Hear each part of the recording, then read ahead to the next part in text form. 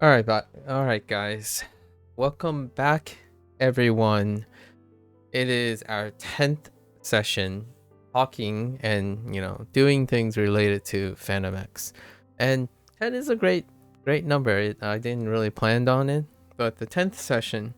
So, we are one day away from the full release of the Persona 5 character arc, right? And I'll talk more about how I'm going to be moving forward. But this is my candid conclusion. So during any part of a project, right, there are some variations on how the project, but this is where I would say you could call this a review. So at a certain point with the experience, I tend to reflect upon the things, talk about it in a process, like a sort of like a process-oriented way, organize my thoughts, maybe address a few questions that I can ultimately use as a point of reference for future talks or topics. And we're going to go over those points today. And I usually refer to them as a segment called Candid Conclusions.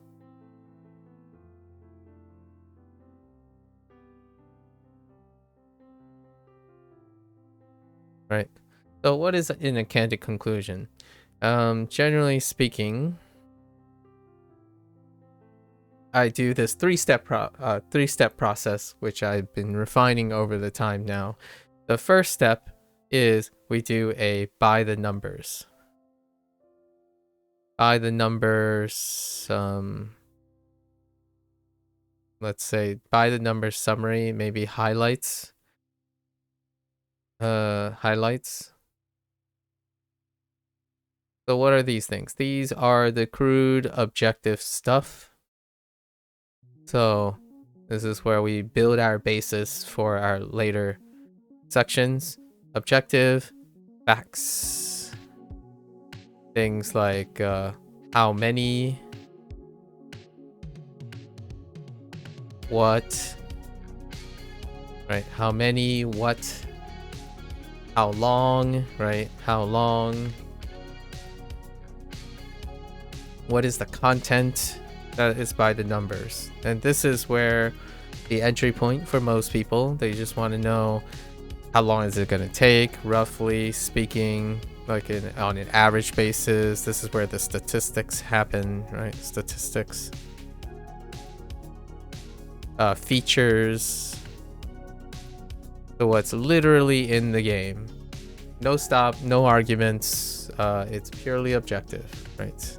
That's where we start with that, because most of the time, if you get that information, I am assuming, or maybe presuming, that an individual can take this type of information and make a decision on their own, on what is interesting to them. They're not really here for someone's commentary or whatnot. They just want to know, if I'm gonna get into Phantom X, what am I to expect objectively? That's it. Right, so we go over that because I'm in a period in which I can do that now. The next section is step 2. Step 2 is when I apply some subjectivity, and we apply archetypes.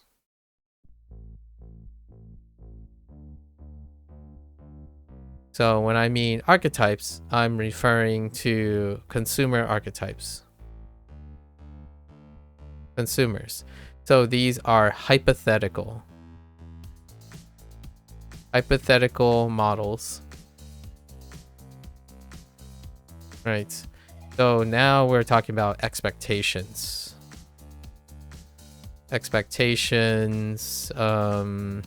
Interests. Maybe some projected value system, right? And for this section, I'm gonna emphasize one more thing before going. This is not, right? This is not comprehensive. It's never meant to be comprehensive. So these are called candid conclusions because they are not meant to be well researched, comprehensive things. That would take me way too long. It'd be like a 16-hour segment. I'm trying to keep it to 2 hours. Not comprehensive. So if I miss something, it'll be a pleasant surprise when you play the game. Generally, I'm covering the things that predominate in your experience of this game. Things that are upfront will account for 90% of the things. But the nuances are up to you. They could be deal breakers for sure. But the idea is the general consensus is most, not comprehensive. And I say that because all of these sections will impact by that. Because on two, I choose dominant archetypes. So the 3 dominant archetypes I'm going to be focusing on 2 are gacha, the casual, and a persona legacy player. So we're talking about a gacha legacy, a casual, and a persona legacy. Now there's a lot of other variations, but this will serve my categorization for applied archetypes. So this is where I take the objective facts, right? How many, what statistics, features, and apply a rudimentary hypothetical model, the gacha legacy player, as in someone who has played a lot of gacha games consistently throughout the years, their lifespan, and the persona legacy player who predominantly have played persona for the most throughout their years, and then the casual, which is both the gacha casual and the gacha casual is a state where you are in a state, you are interested in something, but you are not bound to it. There's no sentimental tether. So the casual can be both gacha and persona, and you'll see how I organize this in a sec.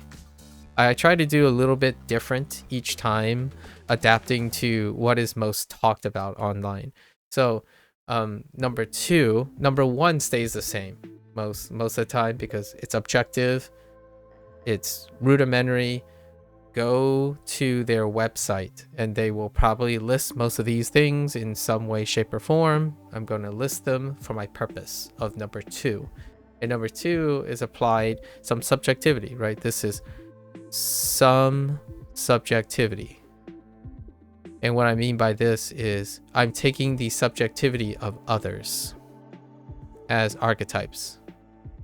So from the perspective of a gacha legacy player, persona legacy, and a casual, in order to apply some sort of review process. Like, oh, but what if I'm someone like this? What if I'm slightly apprehensive about gacha? That kind of thing. And then 3, and as you may have expected, then when we get to 3, these are my personal stuff. So personal experiences and anecdotes. That involves maybe in alternative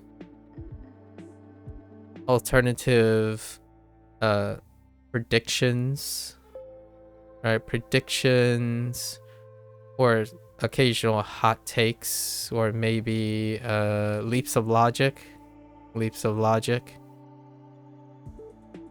So things that I may differ from what I see. So things that I'm a contrarian to on whatever happens, whatever is being shared in 2. And then lastly, this section tends to also include future things. So like predictions, right? Future predictions, future ideas, or trying to be a little, to read into it, like design and whatnot, like what are good ideas for the future, etc. So these are my personal takes, and they will be highlighted in blue.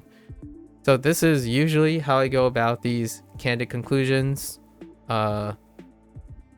opening opinions when I start each project. This is the structure that I go go through most of the time. I start with the objective stuff, then the archetypical stuff, all the other people's opinions, like pick a structure that fits whatever the project is talking about.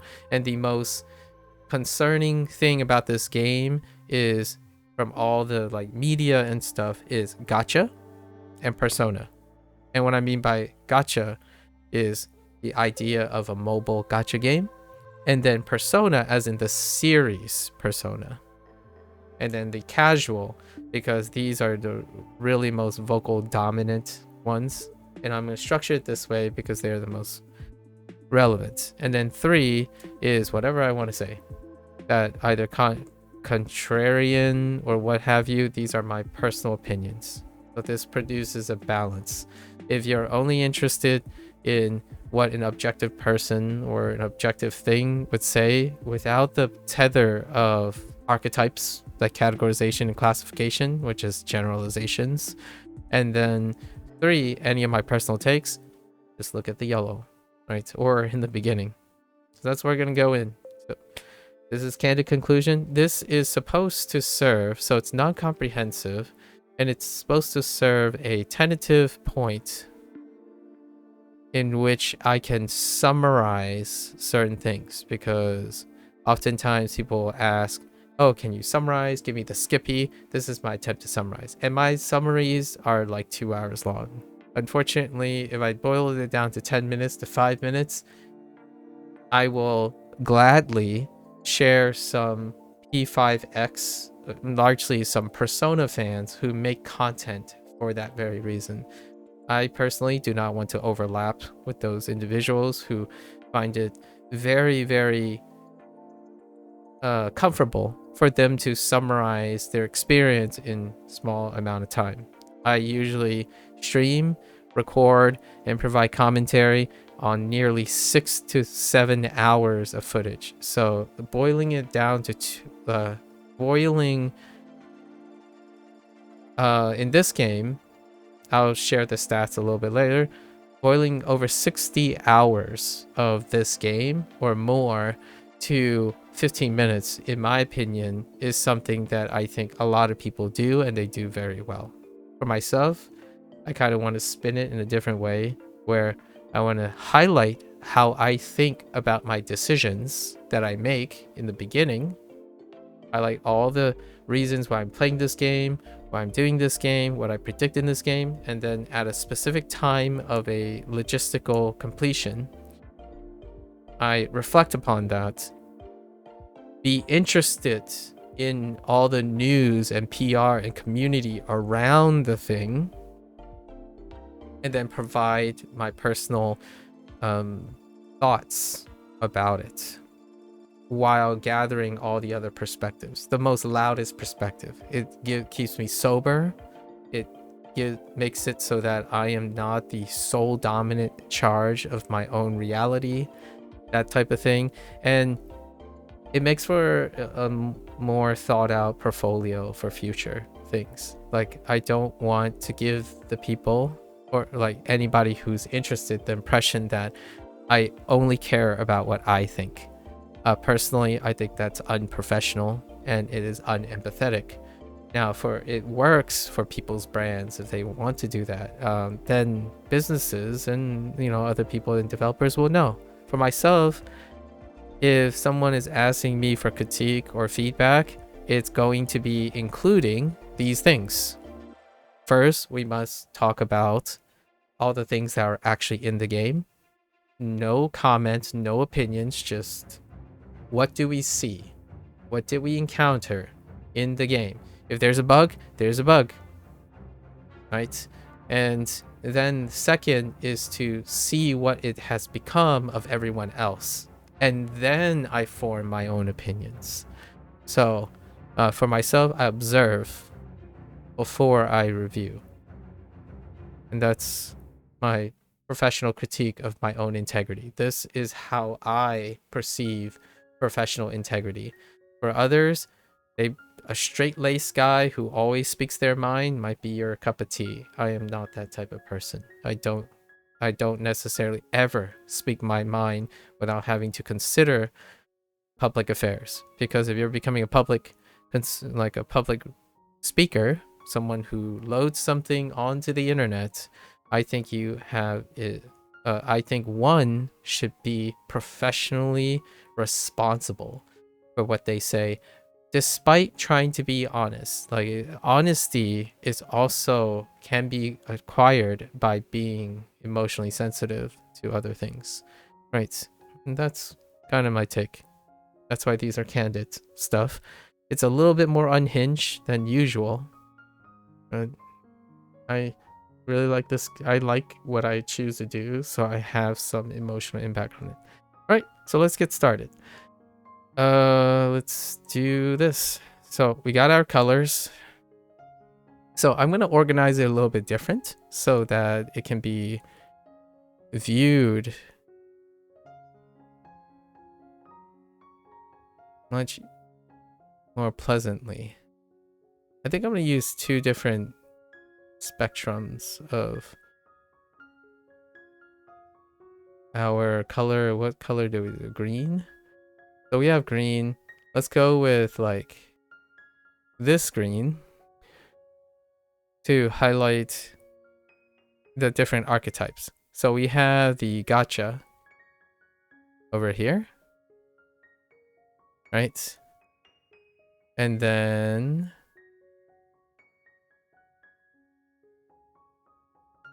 we have the persona over here. And in the middle, we have the casual. So now we have our left, our right, and our middle, right? And now we're going to go over some of the brass tacks, some of the features. These are the three archetypes that I will be talking about. We have the gacha legacy person. Now, you can be more than one of these categories. Well, the gacha legacy person is someone who is very familiar with the history of gacha, as in how gacha is integrated to free-to-play models, how proliferative they are in the mobile, at least somewhat cursorily understanding what are the gold standards of gacha, what is acceptable, expected business practices, and then how it was honed and affected by consumer interest, right? And then we have all the way on the other end, the persona legacy.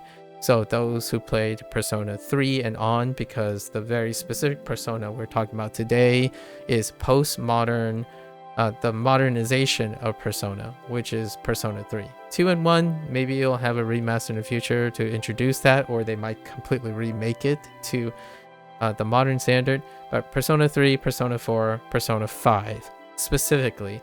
And we're not talking about strikers, tactica, or dance, right? Dancing under the starlight or something.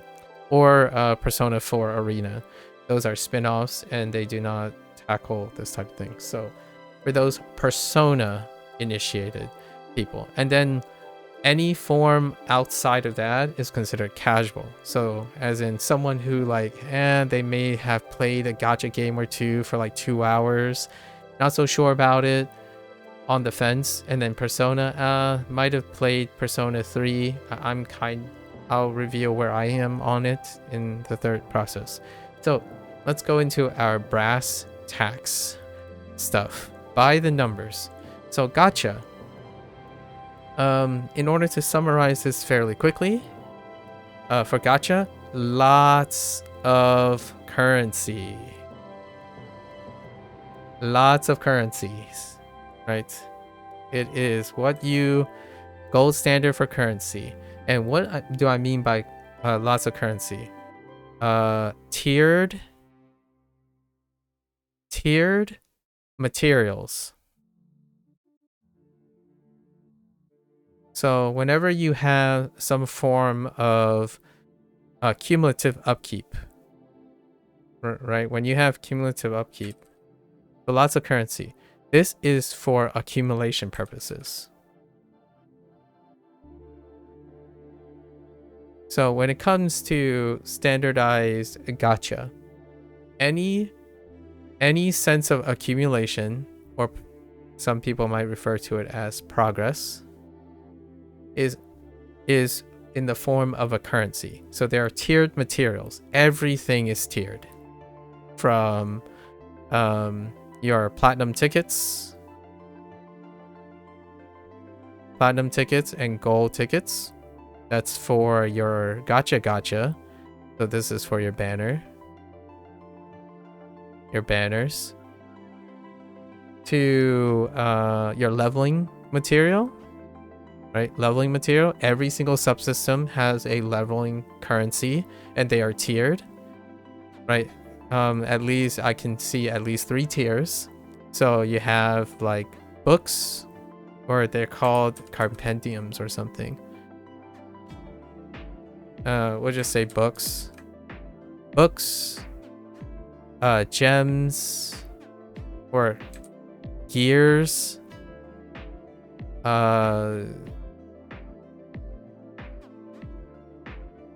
gems, right? And then you even have a premium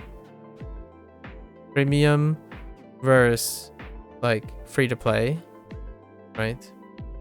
Conversions. So lots of currencies.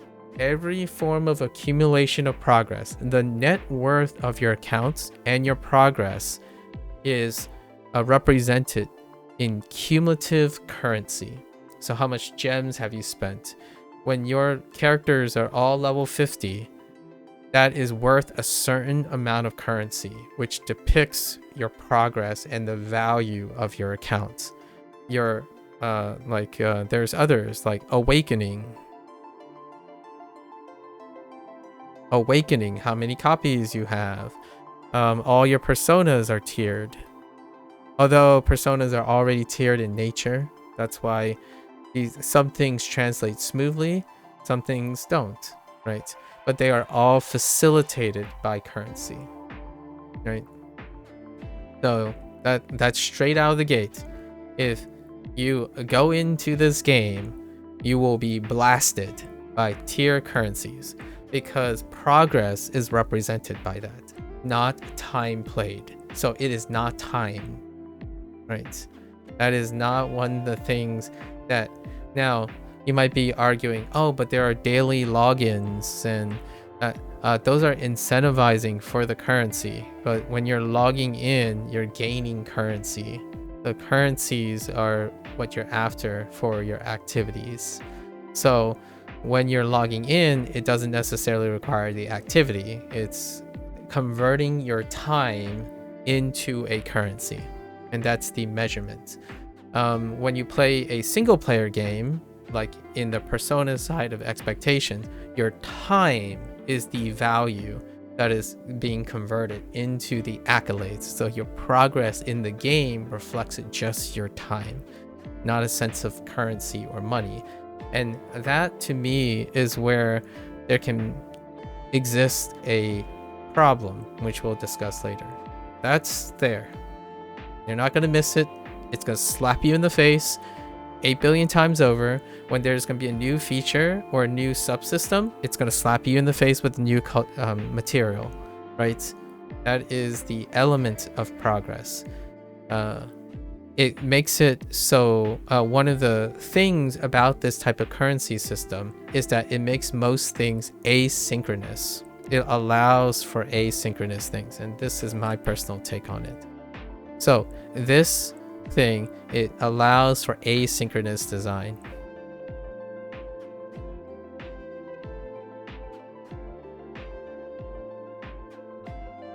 And what does that mean? It means that most subsystems will become modular. And modularity makes for a good gacha. Later down the road, when they try to add a new subsystem, they assign a new currency to it, and that subsystem will interact with other subsystem, but its distribution will be modular in nature. Like, hey, this is a new event. It's a persona leveling event. Here are the currencies available for that persona, for that event. Next will be a gear leveling event. So they would highlight the gears currencies, and etc. They already started one. It's called Rush, or something like Soul Rush or something, and it's for leveling or core rushing. I forgot what the specific word is, but it gives you all the leveling stuff. So that's the leveling books, the leveling parts, and the leveling gems, and that's it. Not the leveling up, like skill leveling, weapon leveling, and character overclocking. That's kind of what makes this type of design perpetually useful for a forever game, for a live service game. So then in the future, they are able to add subsystems without interfering with existing subsystems. All the currencies are compartmentalized. So hence when you get into the game, you're like, oh, hey, this is a new mechanic. Oh, of course it has another currency attached to it. Oh, I forgot coins. Lots and lots of coins and points. Coins, points. There's just so many, right? And the thing, a gacha player, if you're used to a standardized gacha player, this is on the gacha catalog. If you're used to this, you will know that is the social norm to create asynchronous design so that when you pick up stuff, it's easy to compartmentalize them in the future. And a gold standard of that when you're on the gacha side is there are lots of it. This is what the depth of gacha is. When you go hardcore on gacha, it isn't like one currency. It isn't two currency. It's like 18 currencies with 3 tiers each and 3 different types of conversion pathways between the currencies. So is that excessive? Not to someone who's familiar with gacha. So we're placing that in the category of gacha, right? Now we have other things. On the persona side, and the reason I'm placing it over here is to all the left is because it's not casual. This is not a casual gacha game. There are casual gacha games where when you play, there's like 2 currencies. One's a premium currency and one's not a premium currency. And you'll know what are premium things and what are not premium things. And they are not layered and baked into the things. You play most of the games with minimum tier system. You play the game and it releases the content and then use currency, either premium or not, to do that. Like for example, Fortnite is a casual. You might not think necessarily Fortnite is have elements of gacha, but one of the rudimentary things is it becomes less and less gacha-like when there is less and less currency. So like free-to-play models tend to have like a loot box, right? And that is the only form of gacha, and the way to achieve those currencies is to play the game and get that one currency. Anything you do leads to the accumulation of a in-game currency, and then money leads to a monetary premium currency, and you cannot convert between the two. There's no like obfuscating and whatnot. And in the design, when you play the game, it does not have currencies and tier systems that are made to normalize what you can distribute. So this is a hard, like, this is not even, I'm gonna be real, this is a hard, for my personal take on it, this is a hardcore gold standard gacha. So if you're a casual and you're uninitiated by gacha and you don't like gacha, then it will turn you off, right? And if you're a Persona Legacy person, it will turn you off. So it's all the way on this side. It's all the way on the left side, not in between, not it's all the way on this side. Okay, so what does that mean for the other features in Persona, in P5X. It's actually way harder on the right side too. Now, I think when I think about features that are really hard in the right side, is probably not even close to the gacha. So it's, let's say it's about in between here. Some features. You have your classic turn-based combat. So it's turn-based, and that's in between casual and persona. I actually think casual turn-based leads to a casual feel. Active turn games are really casual, but in turn-based, it's like a bit of a mix. It has some cozy feelings. It doesn't. What is very hardcore is probably the setting. So narration.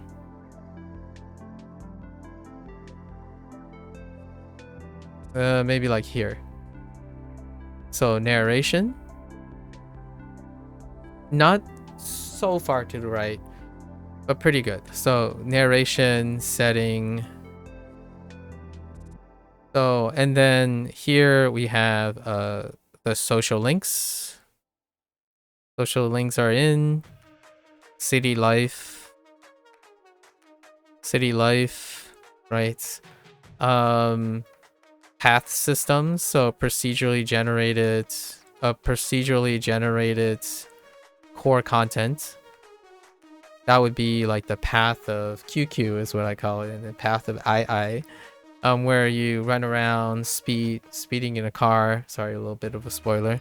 So procedure generate, and then you have your palaces, right? And I'm putting it a little towards the left because we'll get into that in a bit.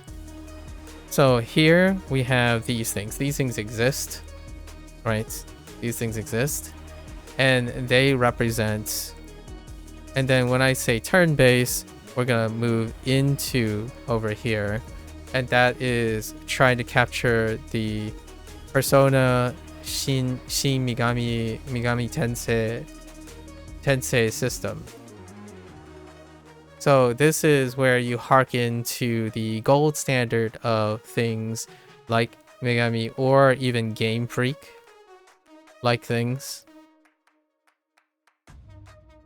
Which, in my opinion, MiHoYo, the Honkai Star Rail, adapted in that way. So we're talking about weaknesses, right? Weaknesses, long dialogues, permutations, different types of turn-based mechanics that play out and interact very differently. So synergies, right? Synergies, compositions. Now, one thing it does have in terms of this that is directed specifically towards the casual is automation of some of these features, some of these things. And that is there are pointers, accessibility pointers. So like recommendations. I'm not entirely sure how proliferative the Persona series that have these things. I think it's more of a casual accessibility things.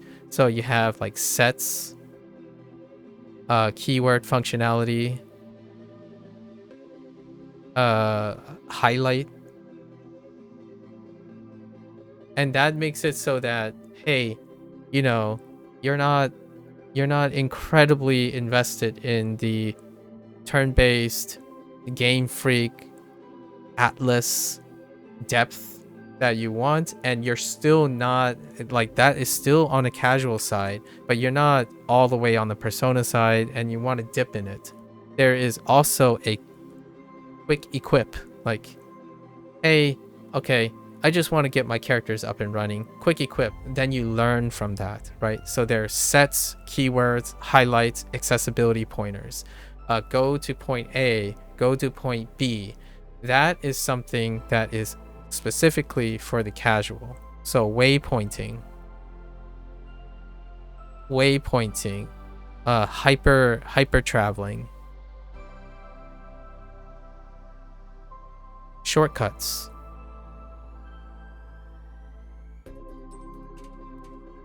No time limits. And what I mean by no time limits is no time limits on the core content. So there's no micromanagement. There's a lack of micromanagement, actually. Lack of micromanagement.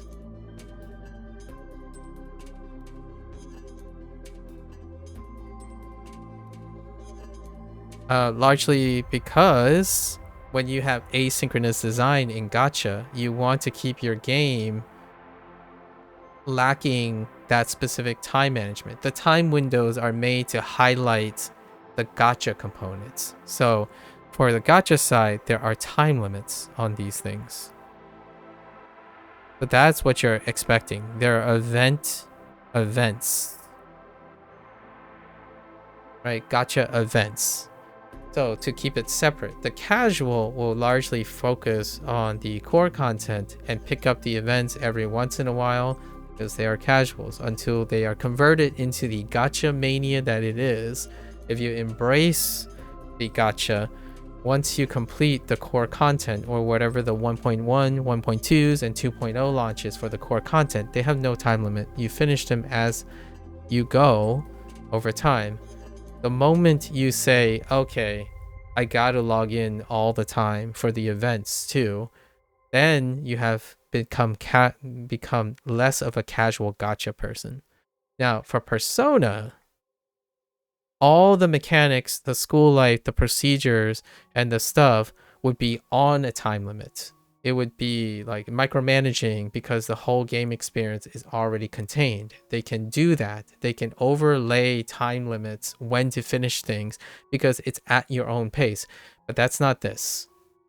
That's not how the live service model would do it, or at least that's not what is presented here. There's none of that. And that's one of the things that Persona legacy players come to expect, sorting out your paths, how you negotiate and choose between multiple people to hang out with. There's a little bit of that, but it's inconsequential. You can speed up time whenever you want. You can slow down time whenever you want. You can drop anything at anywhere without consequences. You can even, which is, I think, a casual thing, you can even die or get defeated with 0 consequences. And that leads to the benefit of casual things. This leads to testing. Now, this could be on the Persona side, but I don't think it's for a Persona legacy player. You can freely take advantage of this trial, right? It's, in fact, I might even think it's a boon for the Persona design, to make it more casual forward. But in this case, I don't think that's associated with the Persona perspective. You get punished for being greedy. You get punished for mismanaging your stamina. You get punished for picking. You get a trade-off. If you choose to hang out with this person, you can't hang out with this person at the same time. Now, in this game, certainly that decision comes up, but it's inconsequential. You can just speed up the time and then do it in the next one. And in the next one, there's no missing opportunities, no timing involved. And some of this micromanagement nuance is one of the core concepts of Persona games, right? And then it involves replaying the game again to do all of the stuff. You can compartmentalize in your way. In this game, none of that, because it's for casual and it is more compatible with a gacha system. So they remove that. I want to emphasize this because this is my take on this. This type of thing right here, 0, it complements a gacha system. It doesn't complement the legacy of Persona games, which is lots of micromanagement, overlapping paths,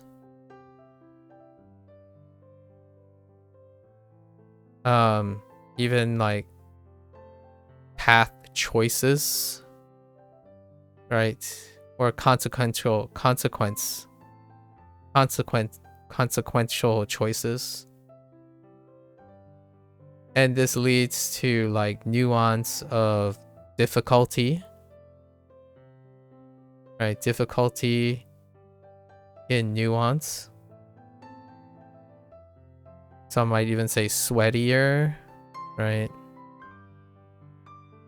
That says sweetier. Oh no, that says sweatier. Just kidding. Right. So none of this, it is antagonistic to this. So if you're thinking now, oh, I'm a Persona Legacy player, dang, where's my super in-depth? And then it's also opposite of a cohesive web, because a cohesive completed web, because it's not complete, right? So when you think about social life and like stories, right? Completed things, like all of these things right here, all of these things, you're thinking about completed things, as in the narration is all written, so it will have all the designs and timings in settings, social links, city life, they're all completed and in its entirety. That is not in this game. That's why it's in blue. It's not in yellow. Things are not completed yet. This is a live service game. It has gacha components, so things will be introduced modularly. And what happens is, in my opinion, people will think it's disjointed, in my opinion, right?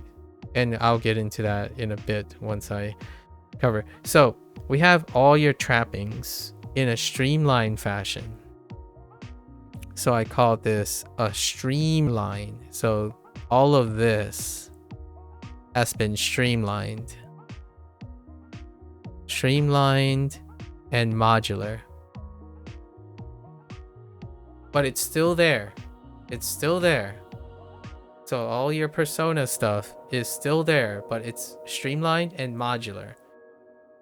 When it's streamlined, they're trying to connect how all the modular stuff, so there's going to be a disjointedness to it, like, oh, it doesn't flow as well here. Oh, this one looks kind of chunky with this dialogue doesn't quite line up with these characters, and then what's happening with these characters are done some, like, you could unintentionally or intentionally do this out of order with this. There's a little bit of disjointedness because a lot of times these subsystems are now kind of viewed as separate things, right? And then they want to develop all of them as they go.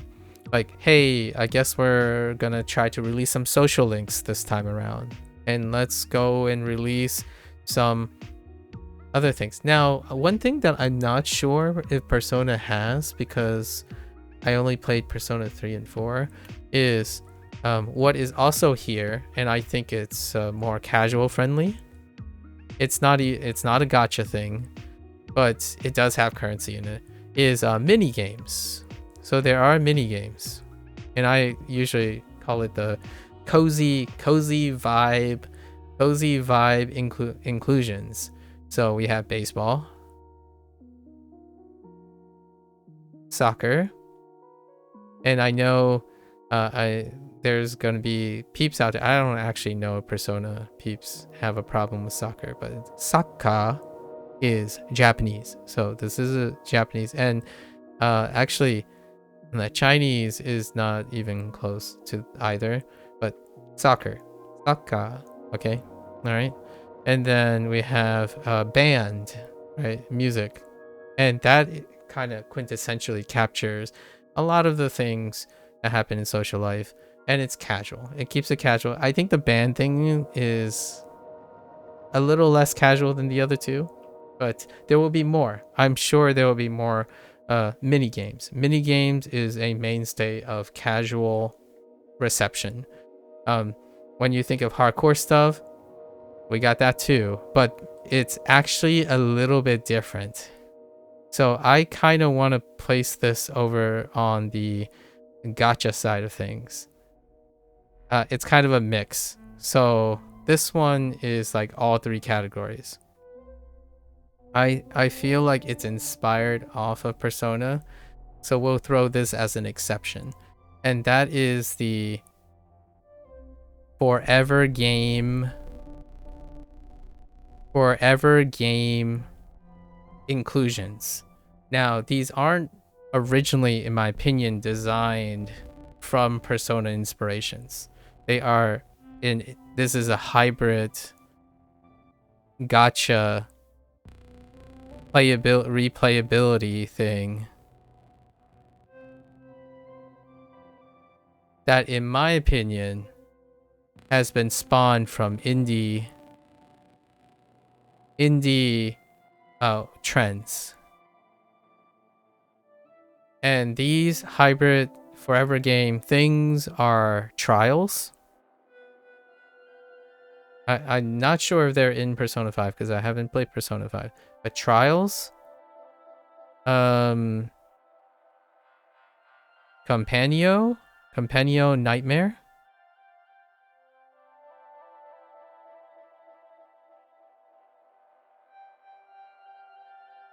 Sea of Souls, and character arcs. So events, character arcs.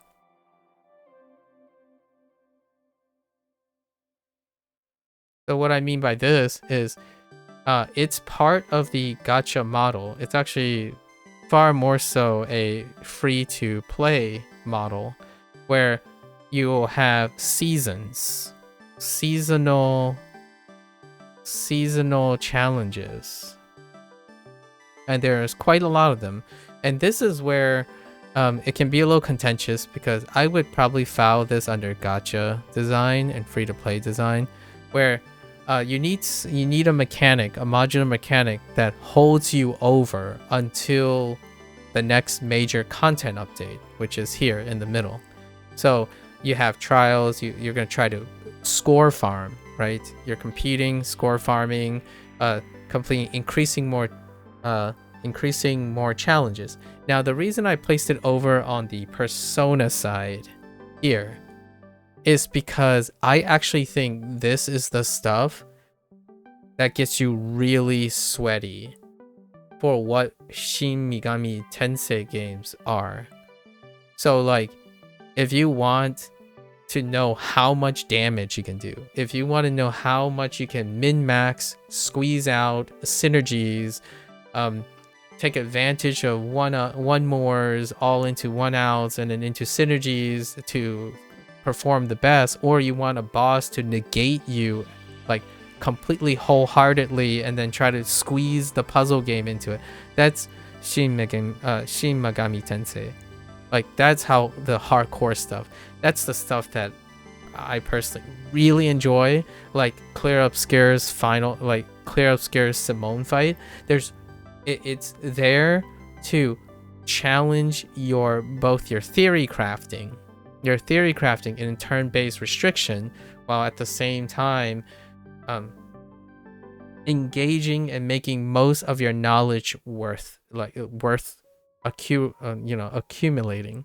And so this actually scores points for both sides. It works really well for the current. It works actually all three. This works for all three, because on the casual side of things, in order to increase replayability and encourage the casual player to continue playing, they can aim for higher scores. They can aim for that thing. So each day when they come back casually, they're going to see, oh, can I take on this, right? And this, in my opinion, is held from the indie trends. What does that look like? They're probably going to incorporate far more like this wave design, roguelike elements. In fact, I think there was already a teaser for like a 1.1 or 1.2 inclusion of roguelike elements where you go through waves where the modifiers stack, and your choice of modifiers, you might have to choose modifiers like a buff and then a trade-off and whatnot. That creates the forever game loop. It's the thing that makes indie games incredibly trendy right now. Roguelike deck builders. Standard quality of life replayability is to have some sort of leaderboard. This game has it. Leaderboard, friendly leaderboard, be rewarded for the leaderboard. That's where the gacha integration happens. So you get rewarded for playing the leaderboard, just for playing the leaderboard. And then you get rewarded for being really good at the leaderboard. And it maximizes all the permutations of the turn-based system or whatever system they have. So you are pushed to the brink, while at the same time you can be as casual as possible, because just trying gets you currency. So if you're casual, you try and you're like, oh yeah, that's kind of a tough one, not for me, but I'm gonna collect my baseline reward, which is gacha, like the currency, right? The currency system. And then if you're doing really good, you get currency, you get a little bit more, and you get accolades, and it increases the replayability of the game until the core. So this is probably the most shining example of what makes the game, free-to-play games, incredibly habit-forming and addictive. It is the gold standard for developing and quickly ironing out your forever game. Constant seasonal changes without a lot of subsystem changes. You milk, you re-rotate, you churn, push the limits of your system. So it's funny because that also happens to coincide with Shin Megami Tensei philosophy. That system has been churned, refined, challenged. When you enter a boss fight, if by the end of a Persona game, if it doesn't feel like it's like, what else can they do? You've already had enough. Potentially even it overstays as welcome. That's the Shin Megami Tensei thing, where there are 12 elements. You bet there's something that negates one of everyone, two of everyone, three of everyone, all of them at once, every so often, and every type of permutation in between.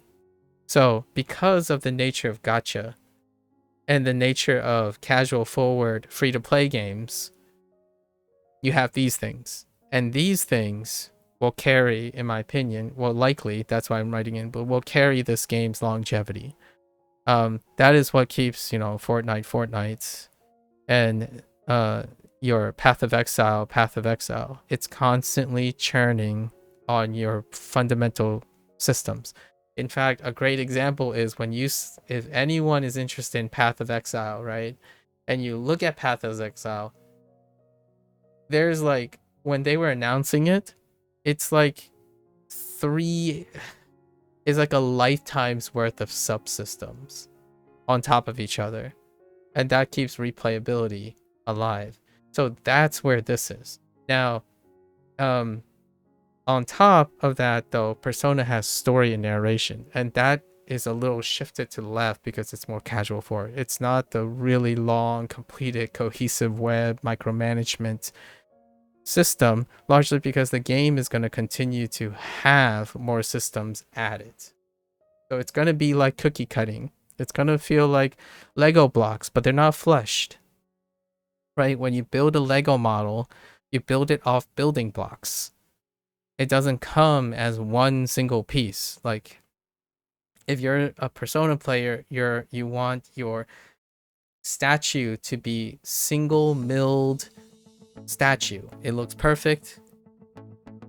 No grid lines, no like connecting points, right?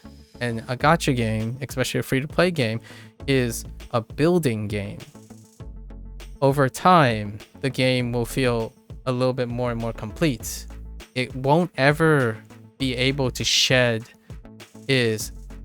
connecting points, because that modularity is great for both gacha design, the casual player, more so than constantly waiting, right, to keep a free-to-play game alive. One has to negotiate that you're not waiting 2 years to update the game. You want to update the game at least once a month for seasonal changes, and then every 3 or 4 months for a major patch change while those are looping. So the core aspect, the thing that you will probably end up spending most of your time over the course of P5X is this.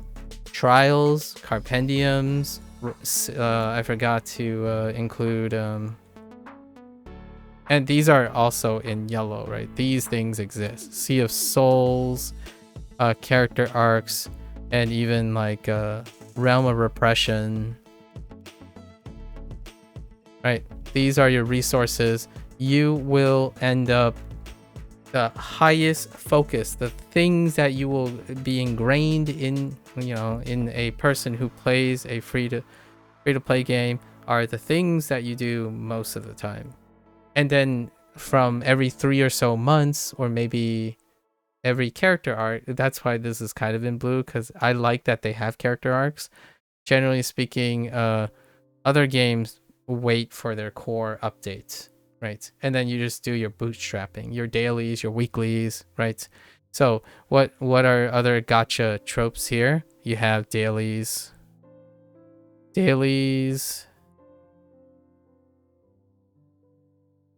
weeklies, right? Seasonals, passes. And what's ironic about this, in my opinion, is these are like kind of disliked things from the Persona group, like the Persona legacy, and yet playing Persona games legitimately embodies this kind of essence. Like, I actually think things like this, passes and stuff, doing incremental things, it has the Persona essence. Like the underlying motif of Persona, spending day in and day out, managing your habits, creating things. So for me, this is a hot take. This is Persona.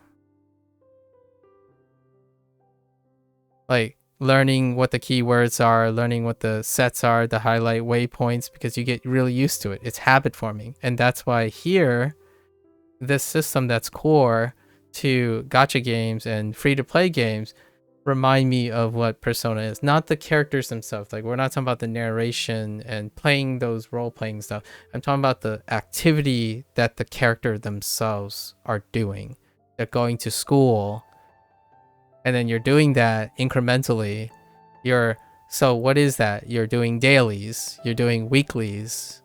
Every so often you have an event, like an exam, to prepare for, and then if you do pretty well, your passes pay off more than you, like if you invest in next month, you get more return because maybe you decide to join a club and invest money in the club. That's a pass. That's a battle pass. So not, I'm speaking from like a more of a anecdotal reflection thing, right? And free to play games, for me, that's kind of why I like Persona games. Like, it takes that aspect and it normalizes it into a role-playing game. The idea of trying to micromanage all your habits while having an overarching big project. In this case, obviously, the doom of the world and all that stuff, or the loss of emotional desires, hope, villainy, that type of thing is the main event. That's the video game within the game life. So it's interesting that players don't find that very poetic, where they revolt against the essence of Persona. Here's a personal hot take on this. I thought P5 P5X would happen sooner.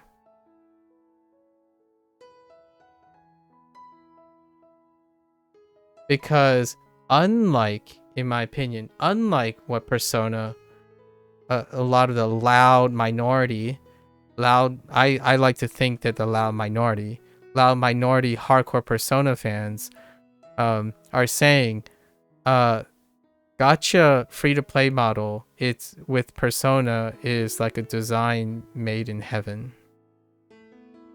Like, the social life legitimately writes itself as a gacha free-to-play game. The narration legitimately supports the design of a gacha free-to-play game. Now, the emotional side of things is a really strong one, right? You can bring in the matter of money. You can bring in the matter of perceived complexity. Life is, to me, when it comes to life is as complex as you make it. The idea that you are conflicted about having gacha in your game is a complication your emotions made for you. Whether you participate in the gacha or not, I would have to say, when it comes to those currencies, in my opinion, the gacha part right now is fully accessible. And I will include my, like, by the number facts. So things that are true about me is I played for more than 60 hours. I have completed up to the current ATLUS. So there was a teaser for like the conclusion of Palace 2, right? Coming soon, which is happening, I'm gonna guess, in 3 days, when the week set, when the one of the week events things end, there's gonna be the second conclusion. I've completed up to everything that involves level 50, right? Level 50. So I understand all the existing subsystems currently. All of the subsystems, the trials, the Sea of Souls, all of that, the paths, and now it's more like I need to be level 60. But the 1.1 that's coming soon is going to go back to addressing the progression. So they might all autofill for all I know. The idea is, when I did this, I didn't even do everything, and I did it very quickly because the end of one of the business plans is to log in for 16 days. I completed at this task by 11 days. So that's their expectation. There's already a design in the game that tells you where their projected point is for a player's progress. And what do I mean by fully accessible? I have 95% of everything in the game. And when I mean by 95% of everything, the stuff that people are referring to, that, oh yeah, if you're free to play, you have to keep up with it, you're not going to get a chance for gacha and whatnot, you still get 95% of it. Now, a lot of times there's sentimental baggage with that. Oh, but you didn't get the best draw. Like, I don't have a Ren, right? I mean, Ren from Persona 5. I have every other character, every other banner outside of Ren, because guess what? I haven't even drawn that. I didn't even draw that. I have all my platinum coins and all my platinum tickets. I didn't even attempt to draw that. Through the gold tickets, I have 40 extra gold tickets, but I have every single banner except Ren, because I didn't even try to draw him. To me, that is an incredibly generous launch title. Now, it might change in the future. Maybe like, oh no, gold tickets will be fewer in the future. We don't know that. What I can tell you now is at the launch and you do all the tasks, you're nearly assured to get everything that you will likely use and want to use, because I'm not using like half the other characters, but they're all level 50. I've leveled all of them to level 50. They're all level capped. And now I'm waiting. And I didn't do anything extra. I didn't even complete all the palace exploration yet because of level 50 being lower than level 50. And there's still more. So if you're referring to like, if someone is saying, oh, I hate gacha, I'm just going to downvote this because it has gacha, and because it's gacha, it's going to limit your accessibility. They're always going to pigeonhole the gacha. The gacha, in my opinion, again, I already said this, the gacha complements the persona's ideas, and it's in my opinion, surprisingly brilliantly. Now, it's also coincidental, so I'm highlighting the idea that Persona's design, like the way the game is laid out by time, you have to wait for the right time to meet someone, and you have to do things slowly and progressively work towards the stairs, work towards the palace, like every so often get into the palace and go up, right? Explore more of the tower and whatnot. I think the one disjointed thing was actually not fully embracing the Persona series' tower floor system, because then you can just complete a floor and stop, complete a floor. This game's thing is that they made the entire tower and they gave the ownership to the casuals. As in, you can choose how long you want to spend in the palace. Like, oh, they're really big, so don't do it in one sitting. But they allow you to do it in one sitting. In Persona, that's not true.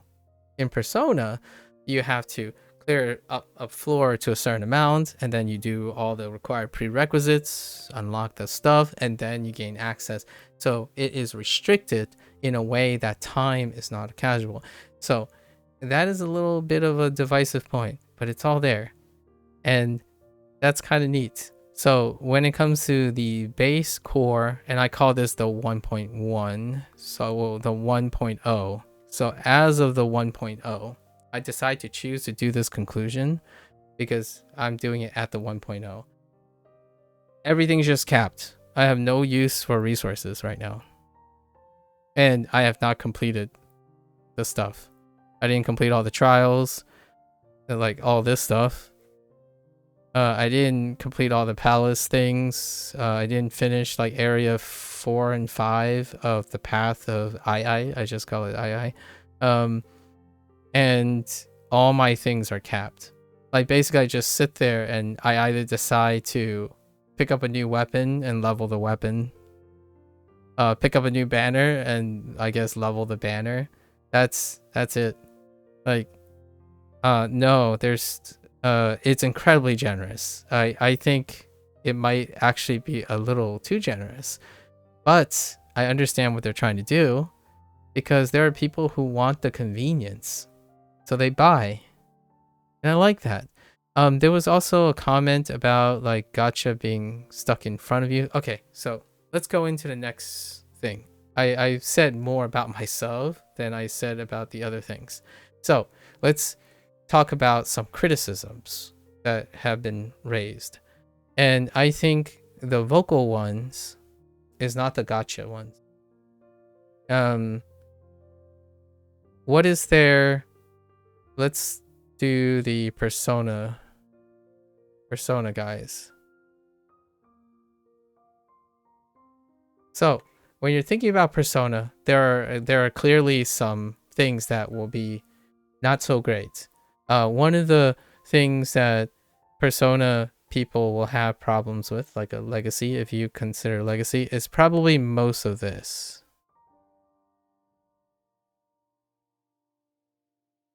And that is there is no longer a traditional leveling system, right? There's no, like, the sense of progress is catered by materials. It's a currency heavy materials for everything. So you're not converting time directly into progress. So that is a disagreement. This is a minus 2 points. It's probably the biggest point that Persona has. Things are disjointed. Leveling is not tied to everything else. So like when a Persona levels, its skills might level up too, which then its skills level up, it might scale to attributes. All of this is designed in a cohesive way. But in this game, it's disjointed. It's disjointed because each property of the things, if they can break it up as much as possible, they will add a currency, a material to do so. So you do have to level up your persona, which you have to level up separately with separate materials.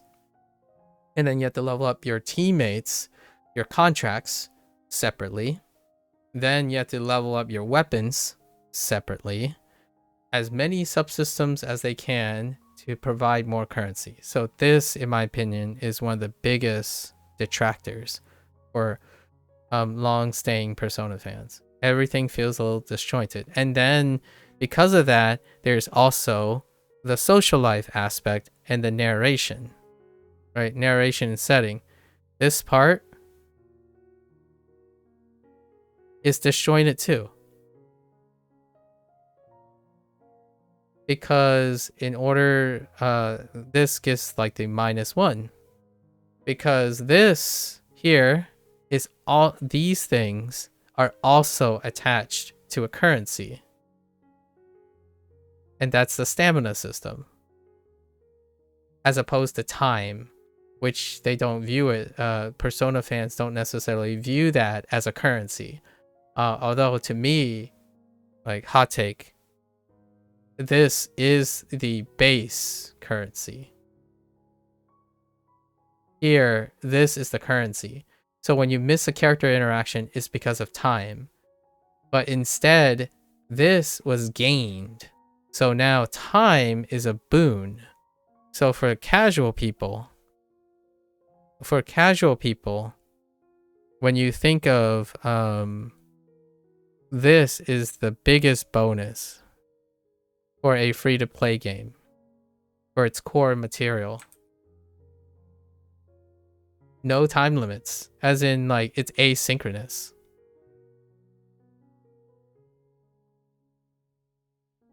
This supports play at your pace. And in a different way. Play at your pace in a different way. It allows you to dictate the order. You can break it at any time, break your concentration. You can even argue this is an immersion breaker. For like continuity. So that's where the disjointed thing comes in, right? So when I'm talking about this is a -1 point for Persona. So that's ultimately how you get to the 7-ish.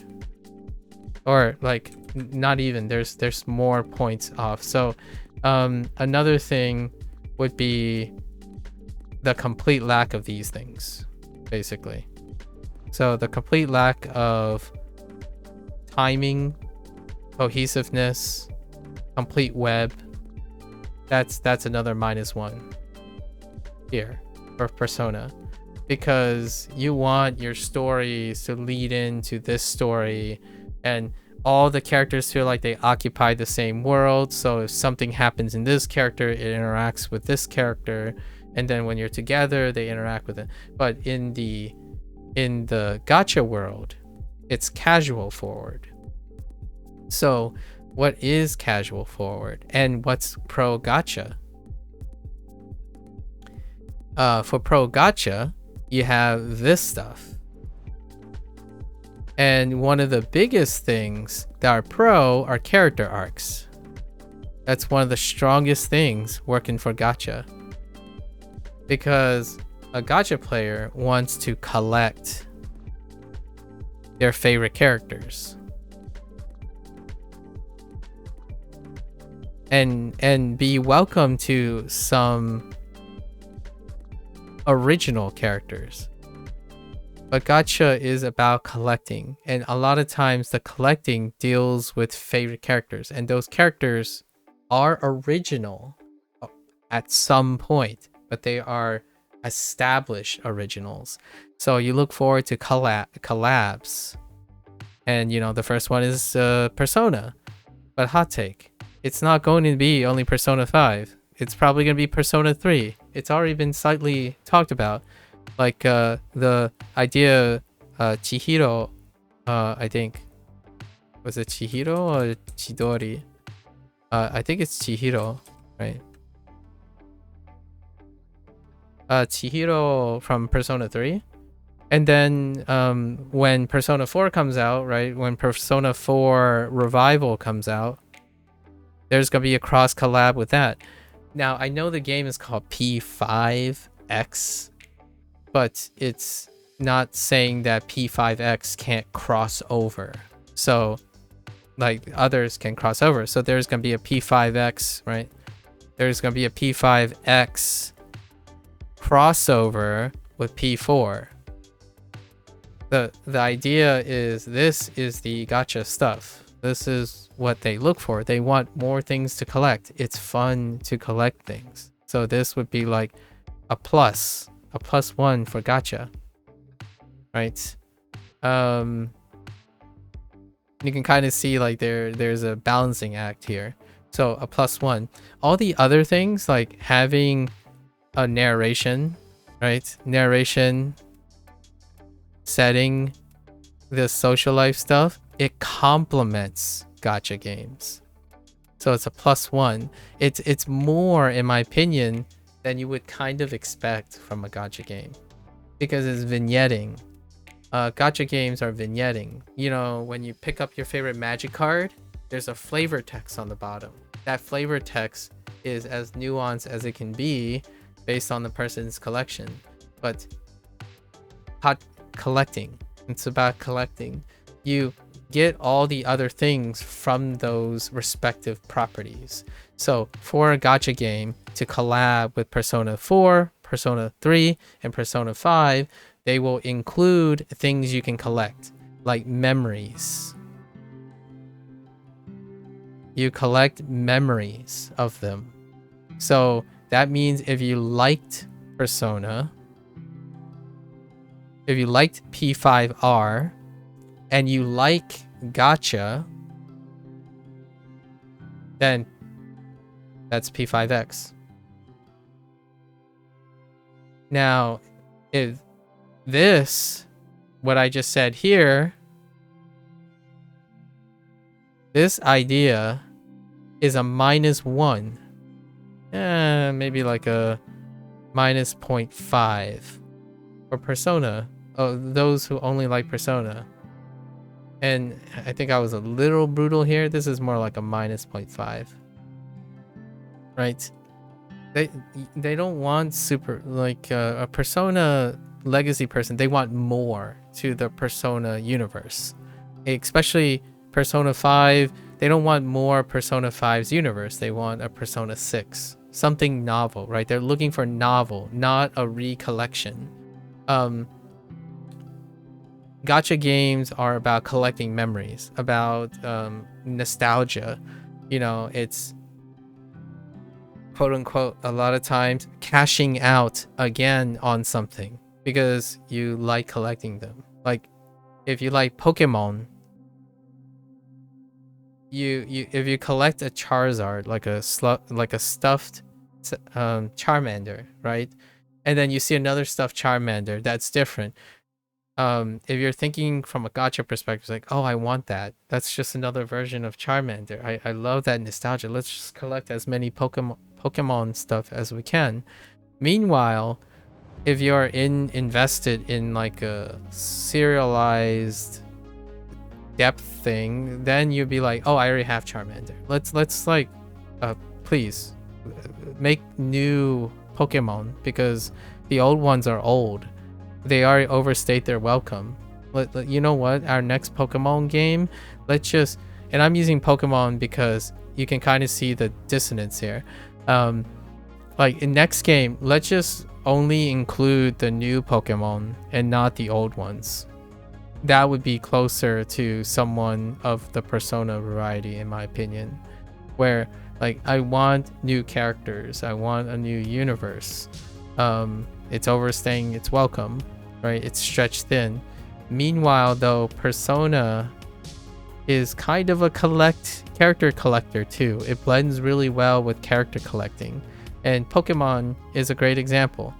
Do you want to collect all the old Pokemon again? Some people will probably say yes. Like the next game will have even more Pokemon, but it will continue to include the old ones. P5X uses that strategy. That's what the design, at least their intent of that design. So moving forward, P5X is a paralleled character collector. This is character collecting. And to me, both the casual, one of the greatest trends right now is both the gacha community and the casual, hot take, character collection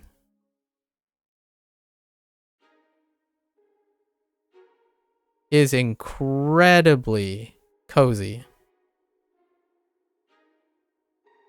So the value that this type of character, I didn't include the character collector. I was thinking about it as from the casual perspective, but there are a casual cozy genre is character collecting. And that means the basis of all its design is to make it so that the form of progress is collecting the characters, not aptitude in design or like challenges, like complex systems and webs of unravelable webs. We're talking about going outside, walking for an hour at your favorite place, and then going to another place and walking for an hour, taking pictures along the way, and you're collecting memories. This P5X, free-to-play games in general, one of the quintessential free-to-play games. How people measure the value of a free-to-play account is how many things you've collected over time, because your time is converted into a collection. Now, there is a little bit of a stigma here, but you're not collecting physical things. Right, I get it. That is a problem. Now, for those who collect physical things, maybe P5X leads to merchandise, and you can buy the merchandise, but that is another form of gacha. And what I mean is, it's gacha adjacent. You are spending money on material goods that are related to consistent rolling over sharing. Is that okay? Yeah, it's your prerogative to use your money. For myself, I want to share a personal anecdote. I have problems. I have problems with materialism. I'm not so great. I'm not great with materialism. Right? Limited space. I will get carried away with collecting things, but I can do it virtually. That's fine. You know, you literally collect gacha in this game to display in your room. Now, yes, you're not going to own it. If the game server closes down, then it's gone. But you only live once. So it's nice to know that you can collect physical things. That's perfectly all right. You know, big brain thinking. My big brain thinking is one day, if you commit to something like this, maybe the developer, the future of how gacha games and collection games work is if you collect everything and you can redeem it for, like, I don't know, a miniature or something that states that you do, and you can collect them there. That's That would be pretty neat evolution of it. But for now, this, in my opinion, is how you can get that collection fix without destroying the organization of your home, for example. Like, I can buy things with virtual currency that I'm not going to randomly collect on shelves. I have knickknacks and I have things. These are memorabilia. This is what the character in P5X is doing. They're collecting things from your real life interactions, right? People give you gifts, you collect them, you showcase them. In this game, it captures that social life. You create social links. They don't have to be balls to the wall, highly narration, melodrama stuff. It can be average things. Working at a crepe store. Oh, all the characters say about the same thing when they introduce themselves. It's because that's kind of pretty normal, but not expected of a Persona game. A Persona game, you have your characters fill in all the gaps, right? You have a character that is, and that does, it is here. It is here in this game. You have a shy character. You have a proactive character. You have an older-ish character who's out of touch. You have a character that's socially awkward. You have an edgelord. They're covering that. And this game already started with 7 to 8 of the basic archetypes. And yes, 3 or 4 of the main archetypes are romance targets. It is a little bit non-uni, like, it's a little bit on the masculine side, so that is something to be expected of the Persona games, but not so receptive to like the casual audience or the gacha. So that is a part that might not change. Like, your character is perceived as male, and then the characters that you're romancing are female. So, but statistically, the people that are interested in Persona and the people that they know their target audience. Now, would they have considered creating 2 characters at once? That is something that, in my opinion, would be a detraction. So, when we think about the casual, then there's probably a lack of inclusion. Right? A lack of inclusion, which like a minus 0.5, right? Or like not interesting, like indifference. Like this is less interesting because in fact it's more closer to a Persona game when it comes to the choices and the subject matter. Like, you might not like mascots. Mascots are weird. Why have an owl companion? That's kind of weird. Personas look weird, and they will continue to look weird. It's not for everyone. And where do those type of casuals go? They go to Genshin, MiHoYoverse, or maybe there's an opposite, a reverse MiHoYoverse, which emphasizes female, like male characters or something like that. You know, that's the take on being restricted to the source material to some extent. So with all this gathering, you can kind of see that it works really well for gacha. And I actually think gacha people who like play free-to-play games, are familiar with gacha, will likely find that Persona happens to fit really well with the format. So to wrap things up, I guess a little bit, I do this last section is as a like a teaser. People like this stuff. I'm gonna try to provide a rating, right, out of 10, a number system. So so far it's been a little bit disjointed, but what I could kind of say is overall, despite gacha stuff, the take-home message is that P5X is a platform to tease the games that they have.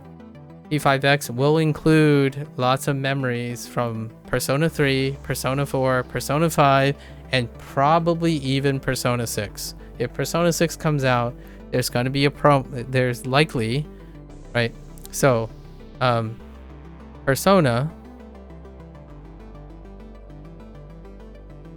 right, let's put in a really different color. So, where I'm just gonna write here. So P. Let me even. So P5X is a platform.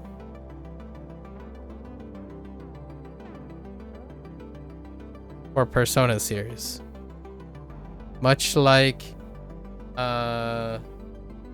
Super Mario Super Smash Brothers Ultimate is a showcase of all the Nintendo properties and every other thing that they care about, right? Street Fighter is going to be a collaboration with SNK, right? That collaboration then led to Fatal Fury being resurrected. The success of P5X's platform is going to ensure Persona 6's future, right? It's not that without P5X they couldn't have made a Persona 6. They could have continued. They probably are concurrently making Persona 6. But meanwhile, P5X allows you to accumulate and collect all the memories of it. And despite that, the loudest minority, these are minorities, loud minorities would say, oh, to down with P5X, let's just tear it down. It's a waste of money. It's not, shouldn't exist. It brings more people to the Persona universe. And it makes it palatable in the sense that if you say which one you should start first, right? I had this question multiple times. Which one did you start first? Well, if most of the casual things, if all of any of these things seem like a hardcore thing, the gacha will kill it. So if you are if you are super casual in gacha, this is probably not for you. But if you are super into Persona, this is probably not for you. And if you are casual in the sense that you know enough about gacha and you are interested enough in Persona, this is for you. Because when you play this, it's going to make you want to wait for Persona 6. It's going to make you want to go back to Persona 3 when they add Persona 3 things in it. It's going to make you want to buy Persona Revival, Persona 4 Revival, right? And it's going to make you want to play P5R. Especially P5R, because that is the first collaboration. It has cutscenes from it. Tomorrow is... so I'm doing what's the future for this type of thing. Since this is a forever game, I'm basically covering all the character arcs when they're fully released, because that's kind of what they're doing, and I'm going to be covering all the core content update. So tomorrow is actually the day when all of Take Your Heart character arc is released, right? It's timed release, it's episodic. So it's gonna show me Persona 5 things. It's probably a capturing of one of the Persona 5 P5R's events, and then there's a memory system where you play back cutscenes from Persona 5 P5R. So I haven't played P5R yet. It's not gonna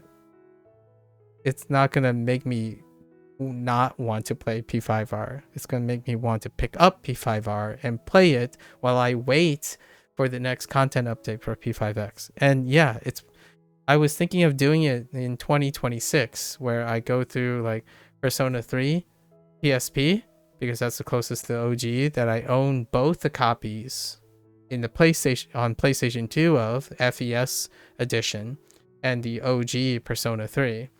I was gonna play PSP version, then the reload, Persona 4, pick up Revival by then possibly, and play P5R. In fact, I might even go and play Strikers and all the others too, if they become available. Striker and Tactica are available, and I'm familiar with those genres.